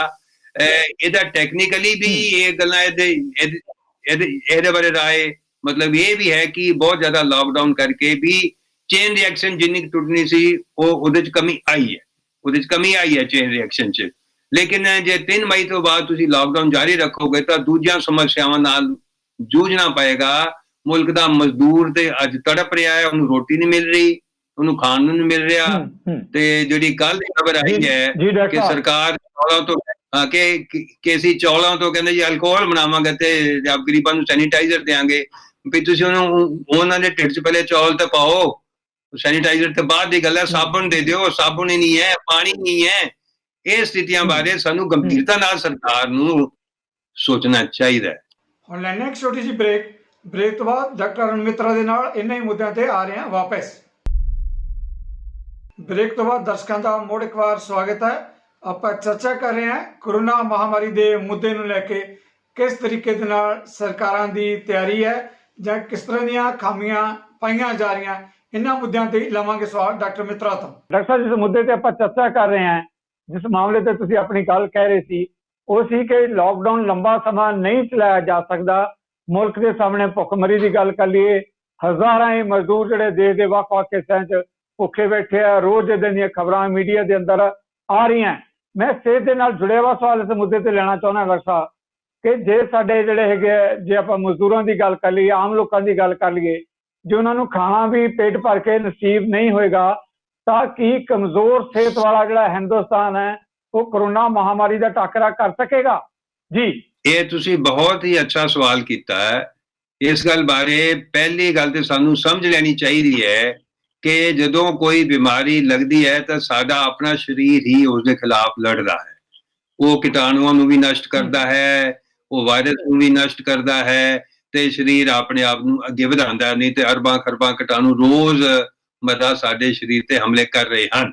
ਪਰ ਸਰੀਰ ਉਹ ਕਿਉਂ ਕਰ ਪਾਉਂਦਾ ਹੈ? ਕਿਉਂਕਿ ਸਰੀਰ ਦੇ ਵਿੱਚ ਇਮਿਊਨਿਟੀ ਹੈ, ਪ੍ਰਤੀਰੋਧਕਤਾ ਹੈ, ਬਿਮਾਰੀ ਨਾਲ ਲੜਨ ਦੀ ਸਮਰੱਥਾ ਹੈ। ਉਹ ਸਮਰੱਥਾ ਦੇ ਲਈ ਮੁੱਢਲੀ ਚੀਜ਼ ਕੀ ਹੈ? ਮੁੱਢਲੀ ਚੀਜ਼ ਹੈ ਖੁਰਾਕ। ਖੁਰਾਕ ਦੇ ਵਿੱਚ ਜੋ ਸਾਡਾ ਸੰਤੁਲਿਤ ਆਹਾਰ ਹੋਣਾ ਚਾਹੀਦਾ ਹੈ, ਉਹਦੇ ਵਿੱਚ ਪ੍ਰੋਟੀਨ ਵੀ ਚਾਹੀਦੀ ਹੈ, ਉਹਦੇ ਵਿੱਚ ਕਾਰਬੋਹਾਈਡਰੇਟ ਵੀ ਚਾਹੀਦਾ, ਉਹਦੇ ਵਿੱਚ ਫੈਟਸ ਵੀ ਚਾਹੀਦਾ ਹੈ, ਉਹਦੇ ਵਿੱਚ ਵਿਟਾਮਿਨਸ ਵੀ ਚਾਹੀਦੇ ਹੈ, ਉਹਦੇ ਵਿੱਚ ਮਿਨਰਲਸ ਵੀ ਚਾਹੀਦੇ ਹੈ। ਇਹ ਸਾਰਾ ਕੁਝ ਸੰਤੁਲਿਤ ਮਾਤਰਾ ਵਿੱਚ ਇੱਕ ਵਿਅਕਤੀ ਖਾਏਗਾ ਤਾਂ ਉਹਦੇ 'ਚ ਬਿਮਾਰੀ ਦੇ ਖਿਲਾਫ ਲੜਨ ਦੀ ਸਮਰੱਥਾ ਵਧੇਗੀ। ਤੇ ਜੇ ਕੋਈ ਬੰਦਾ ਭੁੱਖੇ ਸਰੀਰ ਹੋਏਗਾ ਤਾਂ ਤੇ ਸਮਰੱਥਾ ਉਹਨੂੰ ਰਹਿਣੀ ਨਹੀਂ, ਅਨੇਕਾਂ ਬਿਮਾਰੀਆਂ ਉਸਨੂੰ ਲੱਗ ਸਕਦੀਆਂ ਹਨ। ਦੂਜੀ ਗੱਲ ਇਹ ਵੀ ਹੈ ਕਿ ਅਸੀਂ ਹੁਣ ਜੋ ਰਾਸ਼ਨ ਦੇ ਦਿੰਦੇ ਹਾਂ, ਲੈ ਜੀ ਚਾਵਲ ਦੇਤੇ ਤੇ ਦਾਲ ਦੇਤੀ, ਇਹ ਕੋਈ ਬੈਲੈਂਸ ਡਾਇਟ ਤਾਂ ਨਹੀਂ ਨਾ ਹੈ। ਉਹਨੂੰ ਦੁੱਧ ਵੀ ਚਾਹੀਦਾ ਹੈ, ਉਹਨੂੰ ਪਨੀਰ ਵੀ ਚਾਹੀਦਾ ਹੈ, ਉਹਨੂੰ ਆਂਡਾ ਵੀ ਚਾਹੀਦਾ ਹੈ, ਉਹਨੂੰ ਮੀਟ ਵੀ ਚਾਹੀਦਾ ਹੈ, ਉਹਨੂੰ ਫਲ ਵੀ ਚਾਹੀਦਾ ਹੈ। ਉਹ ਤਾਂ ਉਹਨੂੰ ਮਿਲ ਨਹੀਂ ਰਿਹਾ, ਉਹਦੇ 'ਚ ਕਿਵੇਂ? ਉਹ ਸਿਰਫ ਉਹਦਾ ਢਿੱਡ ਭਰ ਰਿਹਾ, ਉਹ ਸਿਰਫ ਜਿੰਦਾ ਰਹਿ ਸਕਦਾ ਥੋੜੀ ਦੇਰ ਲਈ, ਲੇਕਿਨ ਉਹ ਪੂਰੇ ਤਰ੍ਹਾਂ ਤੰਦਰੁਸਤ ਲੰਮੇ ਸਮੇਂ ਲਈ ਨਹੀਂ। ਜੋ ਗਰੀਬ ਜਨਤਾ ਹੈ ਸਾਡੇ ਮੁਲਕ ਦੀ, ਜਿਹਦੀ ਆਬਾਦੀ ਬਹੁਤ ਜ਼ਿਆਦਾ ਹੈ, ਨੀਤੀ ਪਰਿਵਰਤਨ ਕਰਕੇ ਸਾਡੀਆਂ ਸਿਹਤ ਸੇਵਾਵਾਂ ਤੇ ਵੀ ਖਰਚ ਬਹੁਤ ਘੱਟ ਹੈ। GDP ਦਾ ਕੇਵਲ 1.02% ਦੇ ਆਸ-ਪਾਸ ਹੀ ਸਿਹਤ ਸੇਵਾਵਾਂ ਤੇ ਸਰਕਾਰ ਵੱਲੋਂ ਖਰਚ ਕੀਤਾ ਜਾਂਦਾ ਹੈ, ਜਦੋਂ ਕਿ ਜੇ 6% ਖਰਚ ਹੋਏ ਤਾਂ ਕੁਝ ਸੰਭਾਵਨਾ ਹੈ ਕਿ ਲੋਕਾਂ ਦੀ ਸਿਹਤ ਠੀਕ ਰਹੇ। ਇਸ ਕਰਕੇ ਅਸੀਂ ਅਨੇਕਾਂ ਬਿਮਾਰੀਆਂ ਨਾਲ ਜੋ ਸਾਡੇ ਮੁਲਕ ਦੇ ਲੋਕ ਫਸੇ ਹੋਏ ਹਨ, ਲੋਕਾਂ ਨੂੰ ਖੁਰਾਕ ਜੋ ਫੂਡ ਸਿਕਿਉਰਿਟੀ ਐਕਟ ਦੇ ਮੁਤਾਬਕ ਜੋ ਸਾਡੇ ਮੁਲਕ 'ਚ ਬਣਿਆ ਉਸ ਦੇ ਮੁਤਾਬਕ ਖੁਰਾਕ ਮੁਹੱਈਆ ਕਰਾਉਣਾ ਸਰਕਾਰ ਦਾ ਪਹਿਲਾ ਕਰਤੱਵ ਹੈ, ਜਿਸ 'ਚ ਸਰਕਾਰ ਫੇਲ ਹੋ ਗਈ ਹੈ। ਜੀ ਡਾਕਟਰ ਸਾਹਿਬ ਤੁਸੀਂ ਅਹਿਮ ਨੁਕਤੇ ਦੇ ਉੱਤੇ ਗੱਲ ਕਰ ਰਹੇ ਹੋ। ਮੈਂ ਤੁਹਾਡੀ ਗੱਲ ਦੇ ਵਿੱਚ ਅੱਗੇ ਸਵਾਲ ਜੋੜ ਕੇ ਲੈਣਾ ਚਾਹਾਂਗਾ। ਤੁਸੀਂ ਕਿਹਾ ਕਿ ਸਰਕਾਰਾਂ ਦੇ ਬਜਟ ਦੀ ਗੱਲ ਬਿਲਕੁਲ ਸਹੀ ਹੈ। ਸਰਕਾਰਾਂ ਨੂੰ ਹੁਣ ਹੈਲਥ ਜਿਹੜੀ ਹੈਗੀ ਹੈ, ਸਿਹਤ ਵਿਭਾਗ, ਹਸਪੀਟਲ, ਪੈਰਾਮੈਡੀਕਲ, ਡਾਕਟਰ ਚੇਤੇ ਆਏ ਹੈ। ਜਿੱਦਾਂ ਤੁਸੀਂ ਕਿਹਾ ਕਿ ਇਹਨਾਂ ਦੇ ਖਰਚਿਆਂ ਦੇ ਬਜਟ ਦੀ ਗੱਲ ਕੀਤੀ ਹੈ, ਇੱਕ ਸਵਾਲ ਮੈਂ ਹੁਣ, ਕਿਉਂਕਿ ਇਸ ਵੇਲੇ ਬਹੁਤ ਵੱਡੀ ਗੱਲ ਉੱਠ ਰਹੀ ਹੈ ਕਿ ਜਿਹੜੀ ਮਹਾਮਾਰੀ ਹੈ ਇਹਦੇ ਟਾਕਰੇ ਦੇ ਲਈ ਕੋਈ ਵੈਕਸੀਨ ਇੱਦਾਂ ਦੀ ਖੋਜ, ਅਸੀਂ ਵੀ ਦਾਅਵਾ ਕਰ ਰਹੇ ਹਾਂ ਕਿ ਅਸੀਂ ਬੜੀਆਂ ਖੋਜਾਂ ਕਰ ਰਹੇ ਹਾਂ, ਪਰ ਮੈਂ ਇੱਕ ਅੰਕੜਾ ਤੁਹਾਡੇ ਸਾਹਮਣੇ ਰੱਖਣਾ ਚਾਹੁੰਦਾ ਹਾਂ ਕਿ ਸਾਡੇ ਹਿੰਦੁਸਤਾਨ ਦੇ ਅੰਦਰ ਹੈਲਥ ਦੇ ਵਿੱਚ ਖੋਜ ਦੇ ਲਈ 0.7% ਖਰਚਾ ਰੱਖਿਆ ਗਿਆ ਹੈ। ਏਦਾਂ ਦਾ ਖਰਚਾ ਰੱਖਣ ਵਾਲਾ ਮੁਲਕ ਖੋਜ ਦੇ ਮੁੱਦੇ ਉੱਤੇ ਕੋਈ ਆਸ ਰੱਖ ਸਕਦੇ ਹਾਂ ਕਿ ਬਿਮਾਰੀਆਂ ਦਾ ਟਾਕਰਾ ਕਰਨ ਲਈ ਕੋਈ ਨਵੀਂ ਇਜਾਦ ਲੈ ਕੇ ਆਏਗਾ, ਕੋਈ ਨਵੀਂ ਖੋਜ ਲੈ ਕੇ ਆਏਗਾ? ਜੀ ਡਾਕਟਰ ਸਾਹਿਬ, ਆਹ ਸਥਿਤੀ ਹੈ ਸਾਡੀ ਖੋਜ ਦੇ ਖੇਤਰ। ਤੁਸੀਂ ਬਿਲਕੁਲ ਠੀਕ ਗੱਲ ਕਹੀ। 1960ਵਿਆਂ ਦੇ ਵਿੱਚ ਸਾਡੇ ਇੱਥੇ Indian drugs and pharmaceutical limited IDPL company ਦੀ ਸਥਾਪਨਾ ਹੋਈ ਸੀ ਤੇ ਜਵਾਹਰ ਲਾਲ ਨਹਿਰੂ ਨੇ ਜੋ ਉਦੋਂ ਸਾਡੇ ਪ੍ਰਧਾਨ ਮੰਤਰੀ ਸਨ, ਉਦਘਾਟਨ ਕਰਦਿਆਂ ਇਹ ਗੱਲ ਕਹੀ ਸੀ ਕਿ ਦਵਾਈਆਂ ਦੇ ਮੁੱਦੇ ਨੂੰ ਜਾਂ ਵੈਕਸੀਨ ਦੇ ਮੁੱਦੇ ਨੂੰ ਨਿੱਜੀ ਖੇਤਰ ਤੇ ਪ੍ਰੋਫਿਟ ਕਮਾਉਣ ਦੇ ਲਈ, ਮੁਨਾਫਾ ਕਮਾਉਣ ਦੇ ਲਈ ਨਹੀਂ ਛੱਡਿਆ ਜਾ ਸਕਦਾ। ਇਹ ਸਰਕਾਰੀ ਖੇਤਰ ਵਿੱਚ ਹੋਣੀਆਂ ਚਾਹੀਦੀਆਂ ਹਨ। ਪਰ ਹੁਣ ਹੋ ਕੇ ਰਹੀ ਹੈ ਜੋ ਸਰਕਾਰੀ ਖੇਤਰ ਵਿੱਚ ਦਵਾਈਆਂ ਦੀਆਂ ਕੰਪਨੀਆਂ, ਜਿੱਥੇ ਕਿ ਖੋਜਬੀਨ ਵੀ ਅਸੀਂ ਦੇਖੋ ਮੁੱਖ ਤੌਰ ਤੇ ਸਰਕਾਰੀ ਖੇਤਰ ਦੇ ਵਿੱਚ ਹੀ ਹੋ ਰਹੀ ਹੈ। ਨਿੱਜੀ ਖੇਤਰ ਵਿੱਚ ਉਹਦੇ ਮੁਕਾਬਲੇ ਦਵਾਈਆਂ ਦੇ ਮੁੱਦੇ ਤੇ ਬਹੁਤ ਘੱਟ ਖੋਜਬੀਨ ਹੋਈ ਹੈ। ਤੇ ਅਗਰ ਸਰਕਾਰਾਂ ਇਸ ਗੱਲ ਤੇ ਨਹੀਂ ਖਰਚੇ ਕਰਨਗੀਆਂ, ਅਗਰ ਸਰਕਾਰਾਂ ਜੋ ਹੈ ਆਪਣੇ ਜੋ ਬਜਟ ਘਟਾਉਣਗੀਆਂ, ਅਗਰ ਸਰਕਾਰਾਂ ਜਿਵੇਂ ਸਾਡੇ ਕਸੌਲੀ 'ਚ ਵੈਕਸੀਨ ਰਿਸਰਚ ਇੰਸਟੀਚਿਊਟ ਹੈ, ਉਹ ਵੀ ਹੁਣ ਸਰਕਾਰਾਂ ਦੀ ਉਹਨੂੰ ਕੋਈ ਸਹਾਇਤਾ ਹੀ ਨਹੀਂ ਹੈ। ਜੇ ਸਹਾਇਤਾ ਹੀ ਨਹੀਂ ਹੋਏਗੀ ਤਾਂ ਉਹ ਰਿਸਰਚ ਕਿਵੇਂ ਹੋਏਗੀ? ਰਿਸਰਚ ਕਰਨ ਦੇ ਲਈ ਤੇ ਉਹਨੂੰ ਸਹਾਇਤਾ ਦੀ ਲੋੜ ਹੈ ਨਾ, ਉਹਨੂੰ ਪੈਸਾ ਚਾਹੀਦਾ ਹੈ। ਇਹਦੇ ਸਰਕਾਰਾਂ ਨੂੰ ਨੀਤੀਆਂ ਵਿੱਚ ਪਰਿਵਰਤਨ ਕਰਨਾ ਪਏਗਾ। ਹੁਣ ਜਿਹੜੀ ਸਕੀਮ ਨਵੀਂ ਲੈ ਕੇ ਆਈ ਹੈ ਸਰਕਾਰ ਕਿ ਜਿਹੜੇ ਜ਼ਿਲ੍ਹਾ ਪੱਧਰੀ ਸਿਵਲ ਹਸਪਤਾਲ ਨੇ ਇਹਨਾਂ ਨੂੰ ਵੀ ਨਿੱਜੀ ਖੇਤਰ ਨੂੰ ਦੇ ਦਿਓ, ਮੁਫਤ ਦੇ ਭਾਵ ਕੌਡੀਆਂ ਦੇ ਭਾਵ ਨੂੰ ਦੇ ਦੇਣਗੇ। ਜਿਹੜੇ ਗਰੀਬ ਆਦਮੀ ਨੂੰ ਇਹਨਾਂ ਹਸਪਤਾਲਾਂ 'ਚ ਸਸਤਾ ਜਾਂ ਮੁਫਤ ਇਲਾਜ ਮਿਲਦਾ ਸੀ ਹੁਣ ਖਤਮ ਹੋ ਜਾਏਗਾ। ਉਹ ਫਿਰ ਜਦੋਂ ਜੇ ਕਿਸੇ ਨੇ ਉੱਥੇ ਗਰੀਬ ਆਦਮੀ ਨੇ ਇਲਾਜ ਲਈ ਜਾਣਾ ਉਹ ਸਸਤੇ ਜਾਂ ਮੁਫਤ ਇਲਾਜ ਦੇ ਲਈ ਪਹਿਲੇ ਉਹ ਕਿਸੇ ਅਧਿਕਾਰੀ ਕੋਲ ਜਾ ਕੇ ਸਰਟੀਫਿਕੇਟ ਬਣਵਾਏਗਾ, ਫਿਰ ਉੱਥੇ ਜਾਏਗਾ, ਇਸੇ ਗੱਲ ਦੀ ਧੱਕੇ ਖਾਂਦੇ ਰਹੇਗਾ, ਉਹਦਾ ਇਲਾਜ ਤੇ ਪਿੱਛੇ ਪੈ ਜਾਏਗਾ। ਸੋ ਇਹ ਗੱਲਾਂ ਬਾਰੇ ਬਹੁਤ ਜ਼ਿਆਦਾ ਚਿੰਤਨ ਕਰਨ ਦੀ ਲੋੜ ਹੈ, ਬਹੁਤ ਜ਼ਿਆਦਾ ਸੋਚਣ ਦੀ ਲੋੜ ਹੈ। ਨੀਤੀਆਂ ਵਿੱਚ ਪਰਿਵਰਤਨ, ਹਾਂ ਪੱਕੀ ਪਰਿਵਰਤਨ ਕਰਨ ਦੀ ਲੋੜ ਹੈ ਬਹੁਤ ਜ਼ਿਆਦਾ। ਜੀ ਡਾਕਟਰ ਸਾਹਿਬ, ਜਿਸ ਮਾਮਲੇ ਤੇ ਤੁਸੀਂ ਗੱਲ ਕਰ ਰਹੇ ਹੋ, ਮੈਂ ਤੁਹਾਡੇ ਧਿਆਨ 'ਚ ਇੱਕ ਹੋਰ ਸਵਾਲ ਜਿਹੜਾ ਕਿ ਤੁਹਾਡੇ ਪ੍ਰੋਫੈਸ਼ਨ ਨਾਲ ਜੁੜਿਆ ਹੋਇਆ, ਸ਼ਾਇਦ ਇਸ ਕਰਕੇ ਤੁਸੀਂ ਬਹੁਤ ਇਸ ਦੇ ਸੰਜੀਦਗੀ ਨਾਲ ਜਵਾਬ ਵੀ ਦੇ ਸਕਦੇ ਹੋ। ਉਹ ਹੈ ਕਿ ਇੱਕ 70 ਸਾਲ ਦੀ ਮਹਿਲਾ ਜਿਹੜੀ ਹੈਗੀ ਹੈ ਉਹ ਕਰੋਨਾ ਮਹਾਮਾਰੀ ਦੇ ਜਿਹੜੇ ਕਿ ਮੁਕਾਬਲੇ ਦੇ ਵਿੱਚ ਹਸਪੀਟਲ ਦੇ ਵਿੱਚ ਪਹੁੰਚੀ, ਬਿਮਾਰ ਸੀ, ਤੰਦਰੁਸਤ ਹੋ ਗਈ ਹੈ। ਹੁਣ ਬਿਮਾਰੀ ਤੋਂ ਤਾਂ ਉਸਦਾ ਛੁਟਕਾਰਾ ਹੋ ਗਿਆ, ਪਰ ਹਸਪਤਾਲਾਂ ਨੇ 7-8 ਲੱਖ ਰੁਪਏ ਦਾ ਬਿੱਲ ਉਹਦੇ ਹੱਥ 'ਚ ਥਮਾਤਾ ਹੈ। ਹੁਣ ਜਿਹੜੀ ਮਾਈ ਹੈ, ਘਰ ਵਾਲੇ ਉਸ ਨੂੰ ਲੈ ਕੇ ਆਉਣ ਲਈ ਤਿਆਰ ਨਹੀਂ ਬਾਹਰ, ਤੇ 7-8 ਲੱਖ ਰੁਪਏ ਦਾ ਖਰਚਾ ਉਹ ਕਿੱਥੋਂ ਦੇਣਗੇ? ਇਹ ਕਰੋਨਾ ਮਹਾਮਾਰੀ ਨਾਲੋਂ ਵੀ ਇੱਕ ਵੱਡੀ ਮਹਾਮਾਰੀ ਹੈ ਕਿ ਕਰੋਨਾ ਮਹਾਮਾਰੀ ਦਾ ਟਾਕਰਾ ਤਾਂ ਗਰੀਬ ਲੋਕ ਕਰ ਲੈਣਗੇ, ਆ ਲੱਖਾਂ ਰੁਪਏ ਦਾ ਬਿੱਲ ਦੇ ਕੇ ਇਲਾਜ ਕਿਵੇਂ ਕਰਾਉਣਗੇ? ਡਾਕਟਰ ਸਾਹਿਬ ਕੀ ਕਹੋਗੇ ਏਡੀ ਵੱਡੀ ਸਮੱਸਿਆ ਤੇ? ਬਿਲਕੁਲ ਤੁਸੀਂ ਇਹ ਵਾਜਬ ਸਵਾਲ ਕੀਤਾ। ਇਸ ਗੱਲ ਬਾਰੇ ਅਸੀਂ ਇਹ ਕਹਿੰਦੇ ਹਾਂ, ਸਾਡੀ ਸੰਸਥਾ ਵੀ ਇਹ ਗੱਲ ਕਹਿੰਦੀ ਹੈ, Indian doctor for piece and development, ਕਿ ਸਿਹਤ ਖਰਾਬ ਹੋਣਾ ਇੱਕ ਵਿਅਕਤੀ ਦੇ ਆਪਣੇ ਅਖਤਿਆਰ ਨਹੀਂ ਹੈ, ਉਹਦੇ ਸਮਾਜਿਕ ਤੇ ਹੋਰ ਕਈ ਕਾਰਨ ਨੇ। ਇਸ ਲਈ ਸਮਾਜ ਤੇ ਸਰਕਾਰ ਜ਼ਿੰਮੇਵਾਰ ਹੈ। ਸਰਕਾਰਾਂ ਨੂੰ ਖਾਸ ਤੌਰ ਤੇ ਮਹਾਮਾਰੀ ਦੇ ਸਮੇਂ ਸਰਕਾਰਾਂ ਨੂੰ ਆਪਣੇ ਫਰਜ਼ ਨਿਭਾਉਣੇ ਚਾਹੀਦੇ ਹਨ। ਇਸ ਗੱਲ ਨੂੰ ਯਕੀਨੀ ਬਣਾਇਆ ਜਾਣਾ ਚਾਹੀਦਾ ਹੈ ਕਿ ਲੋਕਾਂ ਨੂੰ ਮੁਫਤ ਇਲਾਜ ਮਿਲੇ ਮਹਾਮਾਰੀ ਤੋਂ। ਨਹੀਂ ਤੇ ਇਲਾਜ ਕਰਾ ਹੀ ਨਹੀਂ ਪਾਓਗੇ ਤੁਸੀਂ। ਉਹਨੇ ਤੇ 7-8 ਲੱਖ ਰੁਪਏ ਉਹ ਤੋਂ ਨਹੀਂ ਦਿੱਤਾ। ਉਹ ਜ਼ਰੂਰ ਮੇਰੀ ਸਮਝ ਹੈ ਕਿ ਕੋਈ ਮध्यਮ ਵਰਗੀ ਪਰਿਵਾਰ ਹੈ ਜੋ ਪ੍ਰਾइवेट ਹਸਪਤਾਲ 'ਚ ਗਿਆ, ਲੇਕਿਨ ਉਹ ਵੀ ਨਹੀਂ ਦੇ ਪਾ ਰਹੇ। ਲੇਕਿਨ ਜੇ ਕੋਈ ਗਰੀਬ ਆਦਮੀ ਤੇ ਸੋਚ ਹੀ ਨਹੀਂ ਸਕਦਾ ਨਾ ਪ੍ਰਾइवेट ਹਸਪਤਾਲਾਂ ਜਾਣ ਲਈ, ਉਹ ਤੇ ਸਿਵਲ ਹਸਪਤਾਲ ਹੀ ਜਾਏਗਾ ਨਾ, ਜਾਂ ਸਰਕਾਰੀ ਕਿਸੇ ਮੈਡੀਕਲ ਕਾਲਜ ਜਾਏਗਾ, ਜੋ ਜੋ ਇਹਨਾਂ ਨੇ ਕੇਂਦਰ ਬਣਾਏ ਨੇ ਸਰਕਾਰੀ। ਉਸ ਤੋਂ ਇਲਾਵਾ ਸਰਕਾਰ ਨੂੰ ਚਾਹੀਦਾ ਹੈ ਕਿ ਕੁਝ ਕੇਂਦਰ ਐਸੇ ਬਣਾ ਕੇ ਜਿੱਥੇ ਕਰੋਨਾ ਦੇ ਲਈ ਬਕਾਇਦਾ ਸਪੈਸੀਫਾਈ ਹੋਣ, ਇਲਾਜ ਦਾ ਖਰਚਾ ਸਰਕਾਰ ਚੁੱਕੇ ਟੋਟਲ, ਤਾਂ ਹੀ ਲੋਕ ਇੱਥੋਂ ਬਚ ਪਾਣਗੇ। ਨਹੀਂ ਤਾਂ ਸਰਕਾਰ ਦੇ ਇਸ ਅਣਦੇਖੀ ਦੇ ਕਾਰਨ ਜੇ ਕੋਈ ਕਰੋਨਾ ਤੋਂ ਠੀਕ ਵੀ ਹੋ ਗਿਆ ਤਾਂ ਉਹ ਫਿਰ ਬਾਅਦ ਚ ਭੁੱਖਮਰੀ ਦਾ ਸ਼ਿਕਾਰ ਹੁੰਦਾ ਰਹੇਗਾ। ਜੇ ਬਾਹਰ ਆ ਗਿਆ ਤੇ ਹਸਪਤਾਲ ਤੋਂ, ਫਿਰ ਉਹਦੇ ਕੋਲ ਖਾਣ ਨੂੰ ਰੋਟੀ ਨਹੀਂ ਹੈ, ਉਹ ਫਿਰ ਮੁੜ ਡਿੱਗ ਪਏਗਾ। ਇਸ ਗੱਲ ਬਾਰੇ ਬਹੁਤ ਸਰਕਾਰਾਂ ਨੂੰ ਆਪਣੀਆਂ ਨੀਤੀ ਪਰਿਵਰਤਨ ਕਰਨ ਦੀ ਲੋੜ ਹੈ, ਮੇਰੀ ਇਹ ਸਮਝ ਹੈ ਨਿੱਜੀ ਤੌਰ ਤੇ ਸਾਡੀ ਸੰਸਥਾ ਦੀ ਵੀ ਸਮਝ। ਜੀ ਡਾਕਟਰ ਸਾਹਿਬ, ਮੈਨੂੰ ਇਹ ਲੱਗਦਾ ਹੈ ਜਿਹੜੀਆਂ ਸਰਕਾਰਾਂ ਦੀ ਆਪਾਂ ਗੱਲ ਕਰ ਰਹੇ ਹਾਂ, ਉਹ ਸਰਕਾਰਾਂ ਇਸ ਪਾਸੇ ਕੰਮ ਕਰਨ ਦੇ ਲਈ ਤਿਆਰ ਹੀ ਨਹੀਂ ਸੀ। ਇੱਕ ਕੌਮਾਂਤਰੀ ਪੱਧਰ ਦੀ ਮੈਡੀਕਲ ਸੰਸਥਾ ਹੈਗੀ ਹੈ, ਉਹਨਾਂ ਨੇ ਕਾਫੀ ਲੰਬੇ ਸਮੇਂ ਤੋਂ ਲਗਾਤਾਰ ਚੇਤਾਵਨੀਆਂ ਦਿੱਤੀਆਂ ਕਿ ਕੌਮਾਂਤਰੀ ਪੱਧਰ ਤੇ ਕੋਈ ਨਾ ਕੋਈ ਇਹੋ ਜਿਹੀ ਮਹਾਮਾਰੀ ਜਾਂ ਵੱਡਾ ਪ੍ਰਕੋਪ ਆ ਸਕਦਾ ਹੈ। ਅਮਰੀਕਾ ਵਰਗੇ ਮੁਲਕਾਂ ਨੇ ਵੀ ਇਸ ਨੂੰ ਅਣਡਿੱਠ ਕਰਤਾ।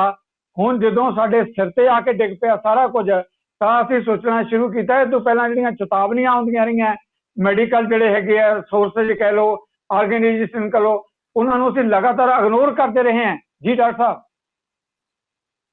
ਇਹ ਅਸਲ 'ਚ ਗੱਲ ਹੈ ਕਿ ਦਸੰਬਰ 'ਚ ਪਤਾ ਲੱਗ ਗਿਆ ਸੀ ਕਿ ਇਹ ਜੋ ਮਹਾਮਾਰੀ ਫੈਲ ਰਹੀ ਹੈ, ਚੀਨ ਨੇ ਚੇਤਾਵਨੀ ਦੇਤੀ ਸੀ। ਉਸ ਤੋਂ ਬਾਅਦ ਫਿਰ 30 ਜਨਵਰੀ ਨੂੰ ਭਾਰਤ ਵਿੱਚ ਪਹਿਲਾ ਕੇਸ ਹੋਇਆ। ਉਸ ਤੋਂ ਬਾਅਦ ਵੀ ਕੁਝ ਨਹੀਂ ਸੋਚਿਆ ਗਿਆ। ਫਰਵਰੀ ਦੇ ਵਿੱਚ ਤੇ ਸਾਡਾ ਮੁਲਕ ਅਮਰੀਕਾ ਦੇ ਰਾਸ਼ਟਰਪਤੀ ਦੇ ਸਵਾਗਤ 'ਚ ਲੱਗਿਆ ਸੀ, ਉੱਥੇ ਦੀਵਾਨਾ ਮਨਾਉਣ ਤੇ ਲੱਗਿਆ ਸੀ ਗਰੀਬਾਂ ਦੀਆਂ ਬਸਤੀਆਂ ਨੂੰ ਲੁਕਾਉਣ ਦੇ ਲਈ, ਤਾਂ ਕਿ ਟਰੰਪ ਨੂੰ ਗਰੀਬਾਂ ਦੀਆਂ ਬਸਤੀਆਂ ਨਾ ਦਿਖਣ ਤੇ ਟਰੰਪ ਨੂੰ ਹਰਾ ਹੀ ਹਰਾ ਦਿਖੇ। ਤੇ ਫਿਰ ਉਸ ਤੋਂ ਬਾਅਦ 13 ਮਾਰਚ ਨੂੰ ਸਵਾਸਥ ਮੰਤਰਾਲੇ ਵੱਲੋਂ ਇਹ ਗੱਲ ਕਿਹਾ ਗਿਆ ਸੀਗਾ ਕਿ ਕੋਈ ਐਡਾ ਖਤਰਾ ਨਹੀਂ ਹੈ ਇਹਦਾ ਕਰੋਨਾ ਦਾ, ਇਹ ਗੱਲ ਕਹੀ ਗਈ। ਉਸ ਤੋਂ ਬਾਅਦ ਫਿਰ ਤੁਸੀਂ ਦੇਖੋ ਕਿ ਸ਼ਿਵਰਾਜ ਜੋ ਆਪਣਾ ਚੌਹਾਨ ਹੈ ਮੱਧ ਪ੍ਰਦੇਸ਼ ਦੇ ਵਿੱਚ, ਉਹਨੇ ਸਹੁੰ ਚੁੱਕੀ, ਸੈਂਕੜੇ ਲੋਕ ਉੱਥੇ ਇਕੱਠੇ ਹੋਏ। ਜਦੋਂ ਕਿ ਸਰਕਾਰ ਨੂੰ ਆਪਣੀ ਇਹਦੇ ਕਰੋਨਾ ਬਾਰੇ ਸੋਚਣਾ ਚਾਹੀਦਾ ਸੀ, ਇਹ ਸਾਰੇ ਸਰਕਾਰਾਂ ਦੀ ਜੋੜ ਤੋੜ 'ਚ ਲੱਗੇ ਰਹੇ। तो मेरा मतलब कहन तो ये है कि संवेदनशीलता की घाट, पार्लीमेंट भी चलती रही जिथे हजारों वर्कर है, पार्लीमेंट भी ऑनलाइन की बजाय बकायदा उत्थे यानी कट होंदा रहा। ਹੁਣੇ ਵਿਆਹ ਹੋਏ ਨੇ, ਕਿਸੇ ਅੱਜ ਕੱਲ ਵੀ ਵਿਆਹ ਹੋਏ ਨੇ। ਤੇ ਫਿਰ ਜਦੋਂ ਪ੍ਰਧਾਨ ਮੰਤਰੀ ਨੇ ਕਿਹਾ ਵੀ ਥਾਲੀਆਂ ਖੜਕਾਓ, ਫਿਰ ਜਲੂਸ ਕੱਢੇ ਗਏ। ਉਹ ਖਤਰਨਾਕ ਹਾਲਾਤ ਉਦੋਂ ਤਾਂ ਸਾਹਮਣੇ ਆ ਚੁੱਕੇ ਸੀ ਨਾ। ਫਿਰ ਉਸ ਤੋਂ ਬਾਅਦ ਕਿਹਾ ਵੀ ਮੋਮਬੱਤੀਆਂ ਦਿਖਾਓ, ਉਸ ਤੋਂ ਬਾਅਦ ਪਟਾਕੇ ਵਜਾਏ ਗਏ, ਜਿਵੇਂ ਕੋਈ ਬੜੀ ਖੁਸ਼ੀ ਦੀ ਗੱਲ ਹੋ ਗਈ ਹੋਏ। ਇਹ ਪਟਾਕੇ ਵਜਾਣਾ ਵਗੈਰਾ ਇਹ ਬੜੀ ਦੁਖਦਾਈ ਗੱਲ ਹੈ। ਲੋਕ ਮਰ ਰਹੇ ਨੇ ਤੇ ਪਟਾਕੇ ਸਾਰੇ ਦੇਸ਼ ਅਗਰ ਵੱਜਣ, ਇਹਦਾ ਮਤਲਬ ਇਹ ਹੈ ਕੋਈ ਜਥੇਬੰਦਕ ਢੰਗ ਨਾਲ ਇਹ ਪਟਾਕੇ ਵਜਵਾਏ ਗਏ। ਕੌਣ ਜ਼ਿੰਮੇਵਾਰ ਹੈ, ਇਸ ਗੱਲ ਦੇ ਬਾਰੇ ਬੋਲਣਾ ਚਾਹੀਦਾ, ਸਰਕਾਰ ਨੂੰ ਦੱਸਣਾ ਚਾਹੀਦਾ ਹੈ। ਸੋ ਸਰਕਾਰਾਂ ਵੱਲੋਂ ਇਸ ਬਿਮਾਰੀ ਵੱਲ ਪੂਰੀ ਅਣਦੇਖੀ ਕੀਤੀ ਗਈ। ਹੁਣ ਜਦੋਂ ਸਿਰ ਤੋਂ ਪਾਣੀ ਨਿਕਲ ਰਿਹਾ, ਫਿਰ ਹੁਣੇ ਬੋਲਣ ਲੱਗੇ ਨੇ। ਜੀ ਡਾਕਟਰ ਸਾਹਿਬ, ਦਰਅਸਲ ਜਿਸ ਮਾਮਲੇ ਤੇ ਆਪਾਂ ਹੁਣ ਆ ਕੇ ਖੜੇ ਆ, ਜਦੋਂ ਆਪਾਂ ਗੱਲ ਕਰਦੇ ਆ, ਤੁਸੀਂ ਖੁਦ ਵੀ ਕਮੈਂਟਸ ਕੀਤੇ ਕਿ ਲੰਬਾ ਸਮਾਂ ਜਿਹੜਾ ਹੈਗਾ ਲਾਕਡਾਊਨ ਉਹਦੇ ਚ ਵੀ ਮੁਲਕ ਨਹੀਂ ਲੰਘ ਸਕਦਾ। ਹੁਣ ਜੇ ਅਗਲੇ ਪੜਾਅ ਦੇ ਵਿੱਚ ਦਾਖਲ ਹੁੰਦੇ ਆ ਤਾਂ ਕਈ ਮਾਹਰਾਂ ਵੱਲੋਂ ਇਹ ਵੀ ਲਗਾਤਾਰ ਖਦਸ਼ਾ ਪ੍ਰਗਟ ਕੀਤਾ ਜਾ ਰਿਹਾ ਹੈ ਕਿ ਜਿਹੜਾ ਇਹ ਪੜਾਅ ਹੋਏਗਾ, ਇਹ ਫਿਰ ਸ਼ਾਇਦ ਬਹੁਤ ਵੱਡੀ ਇੱਕ ਵਿਪਤਾ ਸਾਡੇ ਲਈ ਸਹੇੜ ਸਕਦਾ ਹੈ। ਇਸ ਖਦਸ਼ੇ ਨੂੰ ਕਿਵੇਂ ਦੇਖਦੇ ਹੋ, ਜਿਹੜਾ ਸਾਡੇ ਸਾਹਮਣੇ ਇਹ ਵੀ ਖੜਾ ਹੈ ਕਿ ਦੂਜੇ ਪੜਾਅ ਜਦੋਂ ਅਸੀਂ ਸਾਰਾ ਕੁਝ ਓਪਨ ਕਰਾਂਗੇ ਜਾਂ ਉਹਦੀ ਲਿਮਿਟੇਸ਼ਨ ਦੀ ਸਹੀ ਢੰਗ ਨਾਲ ਪਾਲਣਾ ਨਹੀਂ ਕਰਾਂਗੇ, ਕਿਧਰੇ ਇਹ ਤਾਂ ਨਹੀਂ ਕਿ ਅਸੀਂ ਬਹੁਤ ਵੱਡੀ ਵਿਪਤਾ ਸਹੇੜ ਰਹੇ ਹੋਵਾਂਗੇ। ਜੀ ਡਾਕਟਰ ਸਾਹਿਬ, ਗੱਲ ਇਹ ਹੈ ਕਿ ਇਹਨੂੰ ਸਾਨੂੰ ਫੇਜ਼ ਆਊਟ ਕਰਨਾ ਪਏਗਾ। ਇੱਕਦਮ ਸਾਰਾ ਕੁਝ ਖੋਲਣਾ ਤੇ ਮੁਸ਼ਕਿਲ ਹੋਏਗਾ, ਫੇਜ਼ ਆਊਟ ਕਰਨਾ ਪਏਗਾ। ਇਹ ਦੇਖਣਾ ਪਏਗਾ ਵੀ ਕਿਹੜੀਆਂ ਚੀਜ਼ਾਂ ਦੀ ਪਹਿਲੇ ਜ਼ਰੂਰਤ ਹੈ, ਉਹਨਾਂ ਨੂੰ ਖੋਲੋ, ਹੌਲੀ ਹੌਲੀ ਫਿਰ ਬਾਕੀ ਚੀਜ਼ਾਂ ਖੋਲੋ, ਕਿਉਂਕਿ ਜਦੋਂ ਖੁੱਲੇਗਾ ਫਿਰ ਇਨਫੈਕਸ਼ਨ ਦੀ ਦਰ ਤੇ ਵਧੇਗੀ ਹੀ ਵਧੇਗੀ। ਉਂਝ ਦੀ ਇਹ ਗੱਲ ਕਹੀ ਜਾ ਰਹੀ ਕਿ ਵੀ ਕਿਸੇ ਬਿਮਾਰੀ ਜਿਹੜੀ ਇਸ ਤਰੀਕੇ ਦੀ ਮਹਾਮਾਰੀ ਵਿੱਚ ਜਦੋਂ 60% ਲੋਕ ਇਨਫੈਕਟਡ ਹੋਣਗੇ ਤਾਂ ਕਹਿੰਦੇ ਨੇ ਵੀ ਵਾਇਰਸ ਫਿਰ ਨਹੀਂ ਅਟੈਕ ਕਰ ਪਾਉਂਦਾ। ਮਤਲਬ ਫਿਰ ਲੋਕਾਂ ਦੇ ਵਿੱਚ ਖਮਤਾ ਆ ਜਾਂਦੀ ਹੈ, ਸਮਰੱਥਾ ਆ ਜਾਂਦੀ ਹੈ, ਉਹ ਬਿਮਾਰੀ ਦੇ ਖਿਲਾਫ ਲੜਦੇ ਨੇ ਤੇ ਫਿਰ ਵਾਇਰਸ ਦਾ ਅਸਰ ਘਟ ਜਾਂਦਾ। ਇਸ ਲਈ ਇਹ ਖਤਰਾ ਤਾਂ ਹੈ, ਪਰ ਇਹਦਾ ਕੋਈ ਹੱਲ ਵੀ ਹੋਰ ਨਹੀਂ ਹੈ। ਪਹਿਲੇ ਵੀ ਤੁਸੀਂ ਇਸ ਗੱਲ ਨੂੰ ਦੇਖੋ, ਜਿਹੜੀ ਸਾਡੀ ਗਰੀਬ ਜਨਤਾ ਹੈ ਇਸ ਮੁਲਕ ਦੀ, ਇੱਕ ਇੱਕ ਕਮਰੇ 'ਚ 8-8 ਬੰਦੇ ਰਹਿ ਰਹੇ ਨੇ। ਉਹਨਾਂ ਵਿੱਚ ਜਿਹੜਾ ਫਿਜ਼ੀਕਲ ਡਿਸਟੈਂਸ ਦੀ ਗੱਲ ਤੇ ਵੈਸੇ ਹੈ ਹੀ ਨਹੀਂ, ਹੋ ਹੀ ਨਹੀਂ ਸਕਦੀ। ਮਤਲਬ ਇੱਕ ਕਮਰੇ, ਗਰੀਬ ਜਨਤਾ ਹੈ, ਇੱਕ ਕਮਰੇ 'ਚ 8-8 ਬੰਦੇ ਰਹਿਣਗੇ ਤੇ ਕਿਵੇਂ ਉਹ 10-12 ਫੁੱਟ ਦਾ ਕਮਰਾ ਹੈ, 10 ਫੁੱਟ ਚੌੜਾ ਤੇ 12 ਫੁੱਟ ਲੰਬਾ, 8 ਬੰਦੇ ਰਹਿਣਗੇ ਤੇ ਜਾਂ ਇੱਕ ਉਹਦਾ ਪਰਿਵਾਰ ਹੈ, ਬੱਚੇ ਨੇ, ਮਾਂ-ਬਾਪ ਨੇ, ਇੱਕੋ ਕਮਰੇ ਹੈ ਉਹਨਾਂ ਕੋਲ, ਉੱਥੇ ਹੀ ਰਹਿ ਰਹੇ ਨੇ। ਇਸ ਤਰੀਕੇ ਦੀ ਬਹੁਤ ਵੱਡੀ ਆਬਾਦੀ ਦਾ ਉਦਯੋਗਿਕ ਸ਼ਹਿਰਾਂ ਵਿੱਚ ਜਿਵੇਂ ਲੁਧਿਆਣਾ ਹੈ, ਦਿੱਲੀ ਹੈ, ਇਹਨਾਂ ਵਿੱਚ ਬਹੁਤ ਵੱਡੀ ਆਬਾਦੀ ਇਸ ਤਰੀਕੇ ਨਾਲ ਰਹਿ ਰਹੀ ਹੈ। ਉਹ ਤਾਂ ਪਹਿਲੇ ਹੀ ਖਤਰੇ ਤੋਂ ਦੇ ਵਿੱਚ ਫਸੀ ਹੋਈ ਹੈ। ਫਿਰ ਜਿਹੜੇ ਲੋਕ ਇੱਥੇ ਜੋ ਮਜ਼ਦੂਰ ਪੈਦਲ ਚੱਲ ਕੇ ਆਪਣੇ ਪਿੰਡਾਂ ਨੂੰ ਜਾ ਰਹੇ ਨੇ, ਉਹ ਵੀ ਫਸੇ ਹੋਏ ਨੇ ਇਹਨਾਂ ਖਤਰਿਆਂ 'ਚ। ਸੋ ਇਹ ਖਤਰੇ ਦੇ ਮੁੱਲ ਕੁਝ ਤੇ ਲੈਣੇ ਪਏਗਾ, ਲੇਕਿਨ ਲੋਕਾਂ 'ਚ ਜੇ ਨਹੀਂ ਕਰਾਂਗੇ ਕੰਮ, ਫਿਰ ਭੁੱਖਮਰੀ ਆ ਜਾਏਗੀ ਅਤੇ ਭੁੱਖਮਰੀ ਨਾਲ ਫਿਰ ਲੋਕ ਦੂਸਰੇ ਪਾਸੇ ਮਰਨ ਲੱਗ ਜਾਣਗੇ। ਇਸ ਕਰਕੇ ਐਕਸਪਰਟਸ ਦੀ, ਜੋ ਮਾਹਿਰਾਂ ਦੀ ਰਾਏ ਦੇ ਨਾਲ ਵੀ, ਜਿਹੜੇ ਐਪੀਡੈਮੀਓਲੋਜਿਸਟ ਨੇ ਉਹਨਾਂ ਦੀ ਰਾਏ ਦੇ ਨਾਲ, ਜਾਂ ਜੋ ਵਾਇਰੋਲੋਜਿਸਟ ਹੈ ਉਹਨਾਂ ਦੀ ਰਾਏ ਦੇ ਨਾਲ ਸਾਨੂੰ ਅੱਗੇ ਚੱਲਣਾ ਪਏਗਾ ਕਿ ਇਹਨੂੰ ਕਿਵੇਂ ਫੇਜ਼ ਆਊਟ ਕੀਤਾ ਜਾਏ। ਕਿਉਂਕਿ ਲਾਕਡਾਊਨ ਇਹ ਮਹਾਮਾਰੀ ਦਾ ਤਾਂ ਪਤਾ ਨਹੀਂ ਨਾ, ਸਤੰਬਰ ਤੱਕ ਚੱਲੇ, ਅਕਤੂਬਰ ਤੱਕ ਚੱਲੇ, ਇੰਨੀ ਦੇਰ ਤੇ ਬੰਦ ਨਹੀਂ ਰੱਖਿਆ ਜਾ ਸਕਦਾ ਨਾ ਸਭ ਕੁਝ। ਡਾਕਟਰ ਮਿੱਤਰਾ, ਲਾਕਡਾਊਨ ਦਾ ਜਦੋਂ ਆਪਾਂ ਜ਼ਿਕਰ ਕਰ ਰਹੇ ਹਾਂ ਤਾਂ ਲਾਕਡਾਊਨ ਦੇ ਚੱਲਦਿਆਂ ਜਿਹੜਾ ਹੈਗਾ ਕਰੋਨਾ ਮਹਾਮਾਰੀ ਦਾ ਜਿਹੜਾ ਡਰ ਹੈ, ਦਹਿਸ਼ਤ ਹੈ, ਮੌਤਾਂ ਹੈ, ਬਿਮਾਰੀ ਹੈ, ਉਹ ਤਾਂ ਸਾਹਮਣੇ ਆਇਆ ਹੀ ਹੈ। ਪਰ ਇਹਦੇ ਕਰਕੇ ਤਣਾਅ ਸਮਾਜ ਦੇ ਅੰਦਰ ਬਹੁਤ ਵੱਡੀ ਪੱਧਰ ਤੇ ਖੜਾ ਹੋ ਗਿਆ। ਹਰ ਇੱਕ ਆਦਮੀ ਨੂੰ ਲੱਗਦਾ ਹੈ ਕਿ ਮੈਨੂੰ ਵੀ ਮੌਤ ਆ ਸਕਦੀ ਹੈ, ਹਰ ਇੱਕ ਨੂੰ ਲੱਗਦਾ ਹੈ ਕਿ ਮੈਨੂੰ ਬਿਮਾਰੀ ਚਿੰਬੜ ਸਕਦੀ ਹੈ। ਆਪਣੇ ਗੁਆਂਢੀਆਂ ਦੇ ਨਾਲ ਵਿੱਥ, ਆਪਣੇ ਰਿਸ਼ਤੇਦਾਰਾਂ ਦੇ ਨਾਲ ਵਿੱਥ, ਸਮਾਜ ਦੇ ਨਾਲ ਵਿੱਥ, ਜਾਂ ਆਪਣੇ ਆਪ 'ਚ ਜੇ ਇਕੱਲੇ ਵੀ ਲੋਕ ਬੈਠੇ ਹੈ ਤਾਂ ਦਹਿਸ਼ਤ ਦਾ ਸ਼ਿਕਾਰ ਹੈ। ਤੁਸੀਂ ਤਾਂ ਡਾਕਟਰ ਹੋ, ਤੁਹਾਡੇ ਕੋਲ ਇਸ ਤਰ੍ਹਾਂ ਦੇ ਬਹੁਤ ਸਾਰੇ ਪੇਸ਼ੈਂਟ ਵੀ ਆਉਂਦੇ ਹੋਣਗੇ। ਇਹ ਜਿਹੜੀ ਤਣਾਅ ਦੀ ਪਰਿਸਥਿਤੀ ਖੜੀ ਹੋਈ ਹੈ, ਇਹਨੂੰ ਕਿਵੇਂ ਦੇਖਦੇ ਹੋ? ਦੇਖੋ, ਤਣਾਅ ਦੇ ਵਿੱਚ ਤੇ ਅਲੱਗ ਸਾਰਾ ਸਮਾਜ ਹੀ ਹੈ। ਤਣਾਅ ਵੱਖਰੇ ਕਿਸਮ ਦਾ ਹੈ ਜੀ। ਜੋ ਗਰੀਬ ਆਦਮੀ ਹੈ ਉਹਦਾ ਤਣਾਅ ਇਹ ਹੈ ਕਿ ਮੇਰੇ ਢਿੱਡ 'ਚ ਸ਼ਾਮ ਨੂੰ ਰੋਟੀ ਪੈਂਦੀ ਹੈ ਕਿ ਨਹੀਂ ਪੈਂਦੀ, ਉਹਦਾ ਇਹ ਤਣਾਅ ਹੈ।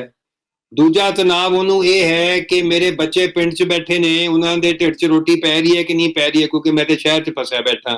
ਤੀਜਾ ਤਣਾਅ ਉਹਦੇ 'ਚ ਇਹ ਹੈ ਕਿ ਮੈਂ ਪਿੰਡ ਜਾਣਾ ਚਾਹੁੰਦਾ, ਗੱਡੀਆਂ ਕਦੋਂ ਚੱਲਣਗੀਆਂ। ਜਦੋਂ ਹੋਇਆ ਵੀ 14 ਤਰੀਕ ਨੂੰ ਸ਼ਾਇਦ ਖੁੱਲ ਜਾਵੇ ਤਾਂ ਹਜ਼ਾਰਾਂ ਲੋਕ ਸੂਰਤ ਦੇ ਵਿੱਚ ਅਤੇ ਮੁੰਬਈ ਵਿੱਚ ਇਕੱਠੇ ਹੋ ਗਏ ਵੀ ਸ਼ਾਇਦ ਗੱਡੀਆਂ ਜਾਣ ਦੇਣਾ। ਤੇ ਇਹ ਤਣਾਅ ਨੇ। ਜਿਹੜਾ ਹੁਣ ਮੱਧਮ ਵਰਗ ਹੈ ਜਾਂ ਅਪਰ ਵਰਗ ਹੈ, ਜਾਂ ਜੋ ਆਰਥਿਕ ਤੌਰ ਤੇ ਉੱਚ ਵਰਗ, ਜਿਸ ਨੂੰ ਮੈਂ ਕਹਾਂਗਾ, ਕੋਈ ਉੱਚ ਦਾ ਮਤਲਬ ਇਹ ਨਹੀਂ ਹੁੰਦਾ ਕਿ ਅਕਲ ਤੋਂ ਉੱਚੇ, ਆਰਥਿਕ ਤੌਰ ਤੇ ਉੱਚ ਵਰਗ ਹੈ, ਉਹਨਾਂ ਵਿੱਚ ਤਣਾਅ ਹੋਰ ਤਰ੍ਹਾਂ ਦਾ ਹੈ। ਜਿਹੜਾ ਥੋੜਾ ਚੇਤਨ ਹੈ ਉਹਨੂੰ ਉਹਨਾਂ ਚ ਹੈ ਕਿ ਮੈਨੂੰ ਕਿਸੇ ਤੋਂ ਇਨੀ ਬਿਮਾਰੀ ਨਾ ਲੱਗੇ। ਸੋ ਇਹ ਤਣਾਅ ਦੇ ਲਈ ਅਲੱਗ-ਅਲੱਗ ਹੱਲ ਵੀ ਅਲੱਗ-ਅਲੱਗ ਹੋਣਗੇ। ਜਿਹੜੇ ਹੁਣ ਘਰਾਂ 'ਚ ਲੋਕ ਬੈਠੇ ਨੇ ਹਰ ਵੇਲੇ, ਉਹਦੇ ਨਾਲ ਕੀ ਹੈ ਕਿ ਡੋਮੈਸਟਿਕ ਵਾਇਲੈਂਸ ਹੈ, ਇਹ ਸਾਰੀ ਦੂਰੋਂ ਸਾਰੇ ਵਰਲਡ ਦੀ ਰਿਪੋਰਟ ਹੈ, ਹਿੰਦੁਸਤਾਨ 'ਚ ਵੀ ਹੈ, ਯਾਨੀ ਵਧੀ ਹੈ। ਲੋਕਾਂ ਨੂੰ ਆਪਣੇ ਆਪ ਨੂੰ ਸਮਝਣਾ ਪਏਗਾ ਕਿ ਤੁਸੀਂ ਲਾਕਡਾਊਨ 'ਚ ਬੈਠੇ ਹੋ ਤੇ ਜੀਵਨ ਉਹਦੇ ਮੁਤਾਬਕ ਐਡਜਸਟ ਕਰਨਾ ਪਏਗਾ। ਦੂਸਰਾ ਇਹ ਹੈ ਕਿ ਸਾਰਾ ਦਿਨ ਕੋਰੋਨਾ ਬਾਰੇ ਨਾ ਸੋਚੀ ਜਾਓ, ਆਪਣੇ ਕੋਰੋਨਾ ਦੀਆਂ ਖਬਰਾਂ ਨਾ ਸੁਣੀ ਜਾਓ, ਥੋੜਾ ਮਨ ਪਰਚਾਵੇ ਦੀਆਂ ਗੱਲਾਂ ਕਰੋ, ਮਿਲ ਕੇ ਬੈਠ ਕੇ ਬੱਚਿਆਂ ਨਾਲ ਖੇਡੋ। ਜੇ ਕਿਸੇ ਨੂੰ ਲਿਖਣ ਪੜ੍ਹਨ ਦੀ ਆਦਤ ਹੈ ਤਾਂ ਆਪਣਾ ਲਿਖਣ ਪੜ੍ਹਨ 'ਚ ਆਪਣਾ ਧਿਆਨ ਦੇਵੇ। ਆਲੇ ਦੁਆਲੇ ਦੇ ਜੇ ਤੁਹਾਡੇ ਕੋਈ ਲੋਕ ਹਨ ਉਹਨਾਂ ਦੀ ਮਦਦ ਕਰੋ, ਉਹਦੇ ਨਾਲ ਤੁਹਾਨੂੰ ਮਾਨਸਿਕ ਸੰਤੁਸ਼ਟੀ ਮਿਲੇਗੀ। ਜਿਹੜਿਆਂ ਕੋਲ ਹੈ ਇਸ ਤਰ੍ਹਾਂ ਦੀ ਸਮਰੱਥਾ, ਮਾਨਸਿਕ ਸੰਤੁਸ਼ਟੀ ਤੁਹਾਡੇ ਤਣਾਅ ਨੂੰ ਘਟਾਏਗੀ। ਏਦਾਂ ਦੇ ਹੀਲੇ ਕਰਨੇ ਪੈਣਗੇ ਤੇ ਜੋ ਐਕਸਪਰਟ ਡਾਕਟਰ ਹਨ ਉਹਨਾਂ ਦੀ ਰਾਏ ਲੈ ਕੇ ਲੋਕਾਂ ਵਿੱਚ ਵਾਰ-ਵਾਰ ਮੀਡੀਆ ਰਾਹੀਂ ਇੰਟਰਵਿਊ ਦੇਣ, ਡਾਕਟਰਾਂ ਤੋਂ ਇੰਟਰਵਿਊ ਲਏ ਜਾਣ, ਇੰਟਰਵਿਊ ਲੈ ਕੇ ਲੋਕਾਂ ਨੂੰ ਸਮਝਾਇਆ ਜਾਏ ਵੀ ਤਣਾਅ, ਬਾਕੀ ਤਣਾਅ ਤੇ ਹੈ ਸਮਾਜ, ਕਿਉਂਕਿ ਹਰ ਕੋਈ ਡਰ ਰਿਹਾ ਕਿ ਮੈਨੂੰ ਕਰੋਨਾ ਨਾ ਹੋ ਜਾਵੇ। ਬਹੁਤ ਵੱਡੀ ਆਬਾਦੀ ਇਸ ਗੱਲ ਤੋਂ ਡਰ ਰਹੀ ਹੈ ਕਿ ਮੈਂ ਭੁੱਖ ਨਾਲ ਨਾ ਮਰ ਜਾਵਾਂ। ਸੋ ਇਹ ਤਣਾਅ ਨੂੰ ਦੂਰ ਕਰਨਾ ਤੇ ਬਹੁਤ ਵੱਡਾ ਕੰਮ ਹੈ।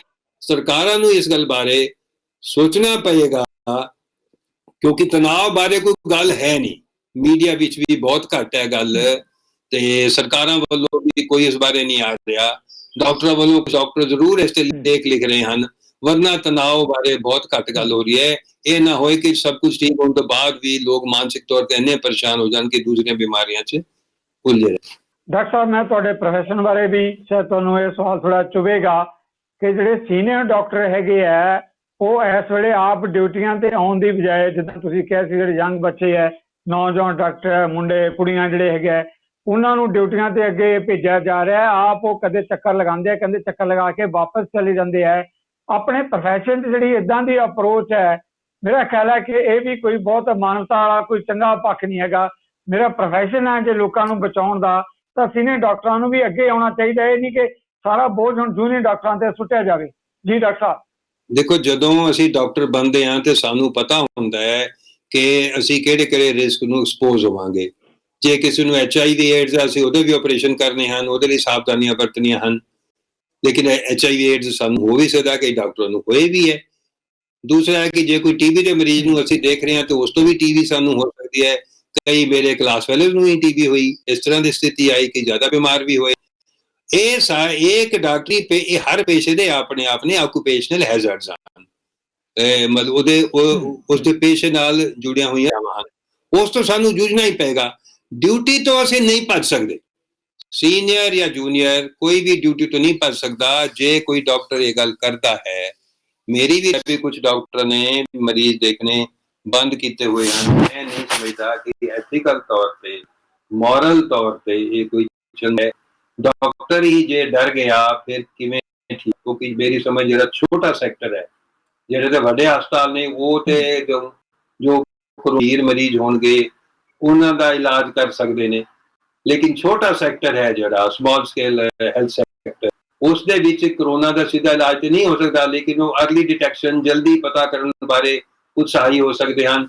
ਦੂਸਰੀਆਂ ਬਿਮਾਰੀਆਂ ਜੋ ਪਹਿਲਾਂ ਤੋਂ ਹੀ ਸਮਾਜ ਵਿੱਚ ਹਨ ਉਹਨਾਂ ਦੇ ਹੱਲ ਲਈ ਲੋਕਾਂ ਦੀ ਸਹਾਇਤਾ ਕਰ ਸਕਦੇ ਹਨ, ਕਿਉਂਕਿ ਉਹ ਬਿਮਾਰੀਆਂ ਖਤਮ ਤੇ ਨਹੀਂ ਨਾ ਹੋ ਗਈਆਂ। ਬਲੱਡ ਪ੍ਰੈਸ਼ਰ ਦੀ ਬਿਮਾਰੀ, ਦਿਲ ਦੀ ਬਿਮਾਰੀ, TB ਦੀ ਬਿਮਾਰੀ, 1500 ਬੰਦਾ ਰੋਜ਼ ਸਾਡੇ ਮੁਲਕ 'ਚ TB ਨਾਲ ਮਰਦਾ, ਮਤਲਬ ਇੰਨੀ TB ਹੈ। ਉਹਦੇ ਗੱਲ ਬਾਰੇ ਤੁਸੀਂ ਜੇ ਇਹਦੇ ਬਾਰੇ ਉਹਨਾਂ ਨੂੰ ਤੁਸੀਂ ਅਣਦੇਖਾ ਕਰੋਗੇ ਤਾਂ ਕੀ ਬਣੇਗਾ। ਇਸ ਲਈ ਜਿਹੜੇ ਡਾਕਟਰ ਆਪਣੀ ਡਿਊਟੀ ਤੋਂ ਦੂਰ ਜਾ ਰਹੇ ਹਨ, ਕਿਉਂਕਿ ਸੋਸ਼ਲ ਮੀਡੀਆ ਵਿੱਚ ਕੱਲ ਮੈਨੂੰ ਬੜਾ ਦੁੱਖ ਹੋਇਆ, ਕਿਸੇ ਨੇ ਪਾਇਆ ਕਿ ਜੀ ਹੁਣ ਨਾ ਤੁਸੀਂ ਕੰਮ ਕਰੋ, ਆਪਣੀ ਸਿਹਤ ਦਾ ਧਿਆਨ ਰੱਖੋ ਤਾਂ ਕਿ ਬਾਅਦ ਵਿੱਚ ਲੋਕਾਂ ਦੀ ਸਿਹਤ ਦਾ ਧਿਆਨ ਰੱਖ ਸਕੋ। ਜੇ ਹੁਣ ਤੁਸੀਂ ਮਰ ਗਏ ਫਿਰ ਕਿਵੇਂ ਧਿਆਨ ਰੱਖੋਗੇ? ਡਾਕਟਰ ਹਰਮਨ ਮਿੱਤਰਾ, ਧੰਨਵਾਦ, ਤੁਸੀਂ ਸਾਨੂੰ ਸਾਰਿਆਂ ਨੂੰ ਇੰਨਾ ਸਮਾਂ ਦਿੱਤਾ। ਇਹ ਸਨ ਡਾਕਟਰ ਮਿੱਤਰਾ ਜਿਨ੍ਹਾਂ ਨੇ ਆਪਣੀ ਗੱਲਬਾਤ ਦੇ ਵਿੱਚ ਸੁਨੇਹਾ ਦਿੱਤਾ ਹੈ ਕਿ ਕਰੋਨਾ ਮਹਾਮਾਰੀ ਦੇ ਟਾਕਰੇ ਲਈ ਸਾਵਧਾਨੀ ਦੀ ਜ਼ਰੂਰਤ ਹੈ, ਡਰਨ ਦੀ ਜ਼ਰੂਰਤ ਨਹੀਂ ਹੈ। ਉਹਨਾਂ ਨੇ ਇਹ ਵੀ ਕਿਹਾ ਕਿ ਜਿਸ ਤਰੀਕੇ ਦੇ ਨਾਲ ਕੌਮੀ ਪੱਧਰ ਤੇ ਸਰਕਾਰਾਂ ਵੱਲੋਂ ਇੰਤਜ਼ਾਮ ਕੀਤੇ ਜਾ ਰਹੇ ਹੈ, ਉਹਨਾਂ ਇੰਤਜ਼ਾਮਾਂ ਦੇ ਵਿੱਚ ਇੱਕ ਬਹੁਤ ਵੱਡੇ ਉਪਰਾਲਿਆਂ ਦੀ ਜਿਹੜੀ ਸਭ ਤੋਂ ਵੱਡੀ ਕੜੀ ਹੈ, ਜਿਹੜਾ ਮੈਡੀਕਲ ਪ੍ਰੋਫੈਸ਼ਨ ਹੈ, ਆਉਣ ਵਾਲੇ ਸਮੇਂ 'ਚ ਜੇ ਅਸੀਂ ਮੁਲਕ ਨੂੰ ਇਹੋ ਜਿਹੀਆਂ ਬਿਮਾਰੀਆਂ ਤੋਂ, ਇਹੋ ਜਿਹੀਆਂ ਮਹਾਮਾਰੀਆਂ ਤੋਂ ਬਚਾ ਕੇ ਰੱਖਣਾ ਹੈ ਤਾਂ ਹੈਲਥ ਦੇ ਲਈ ਇੱਕ ਵੱਡਾ ਬਜਟ, ਤਾਂ ਹੈਲਥ ਦੇ ਵੱਲ ਵੱਡੀ ਤਵੱਜੋ ਦੇਣ ਦੀ ਜ਼ਰੂਰਤ ਹੈ। ਇਸ ਦੇ ਨਾਲ ਹੀ ਤੁਹਾਡੇ ਸਾਰਿਆਂ ਦੇ ਲਈ ਸ਼ੁਭ ਕਾਮਨਾਵਾਂ। ਸਤਿ ਸ੍ਰੀ ਅਕਾਲ। ਸਾਡਾ ਹਰ ਇੱਕ ਪ੍ਰੋਗਰਾਮ ਵੇਖਣ ਤੇ ਸਾਡੇ ਨਾਲ ਜੁੜਨ ਲਈ ਸਬਸਕ੍ਰਾਈਬ ਕਰੋ ਚੈਨਲ ਪੰਜਾਬੀ ਤੇ ਨੋਟੀਫਿਕੇਸ਼ਨ ਲਈ ਬੈਲ ਆਈਕਨ ਵਾਲੇ ਬਟਨ ਤੇ ਕਲਿੱਕ ਕਰੋ।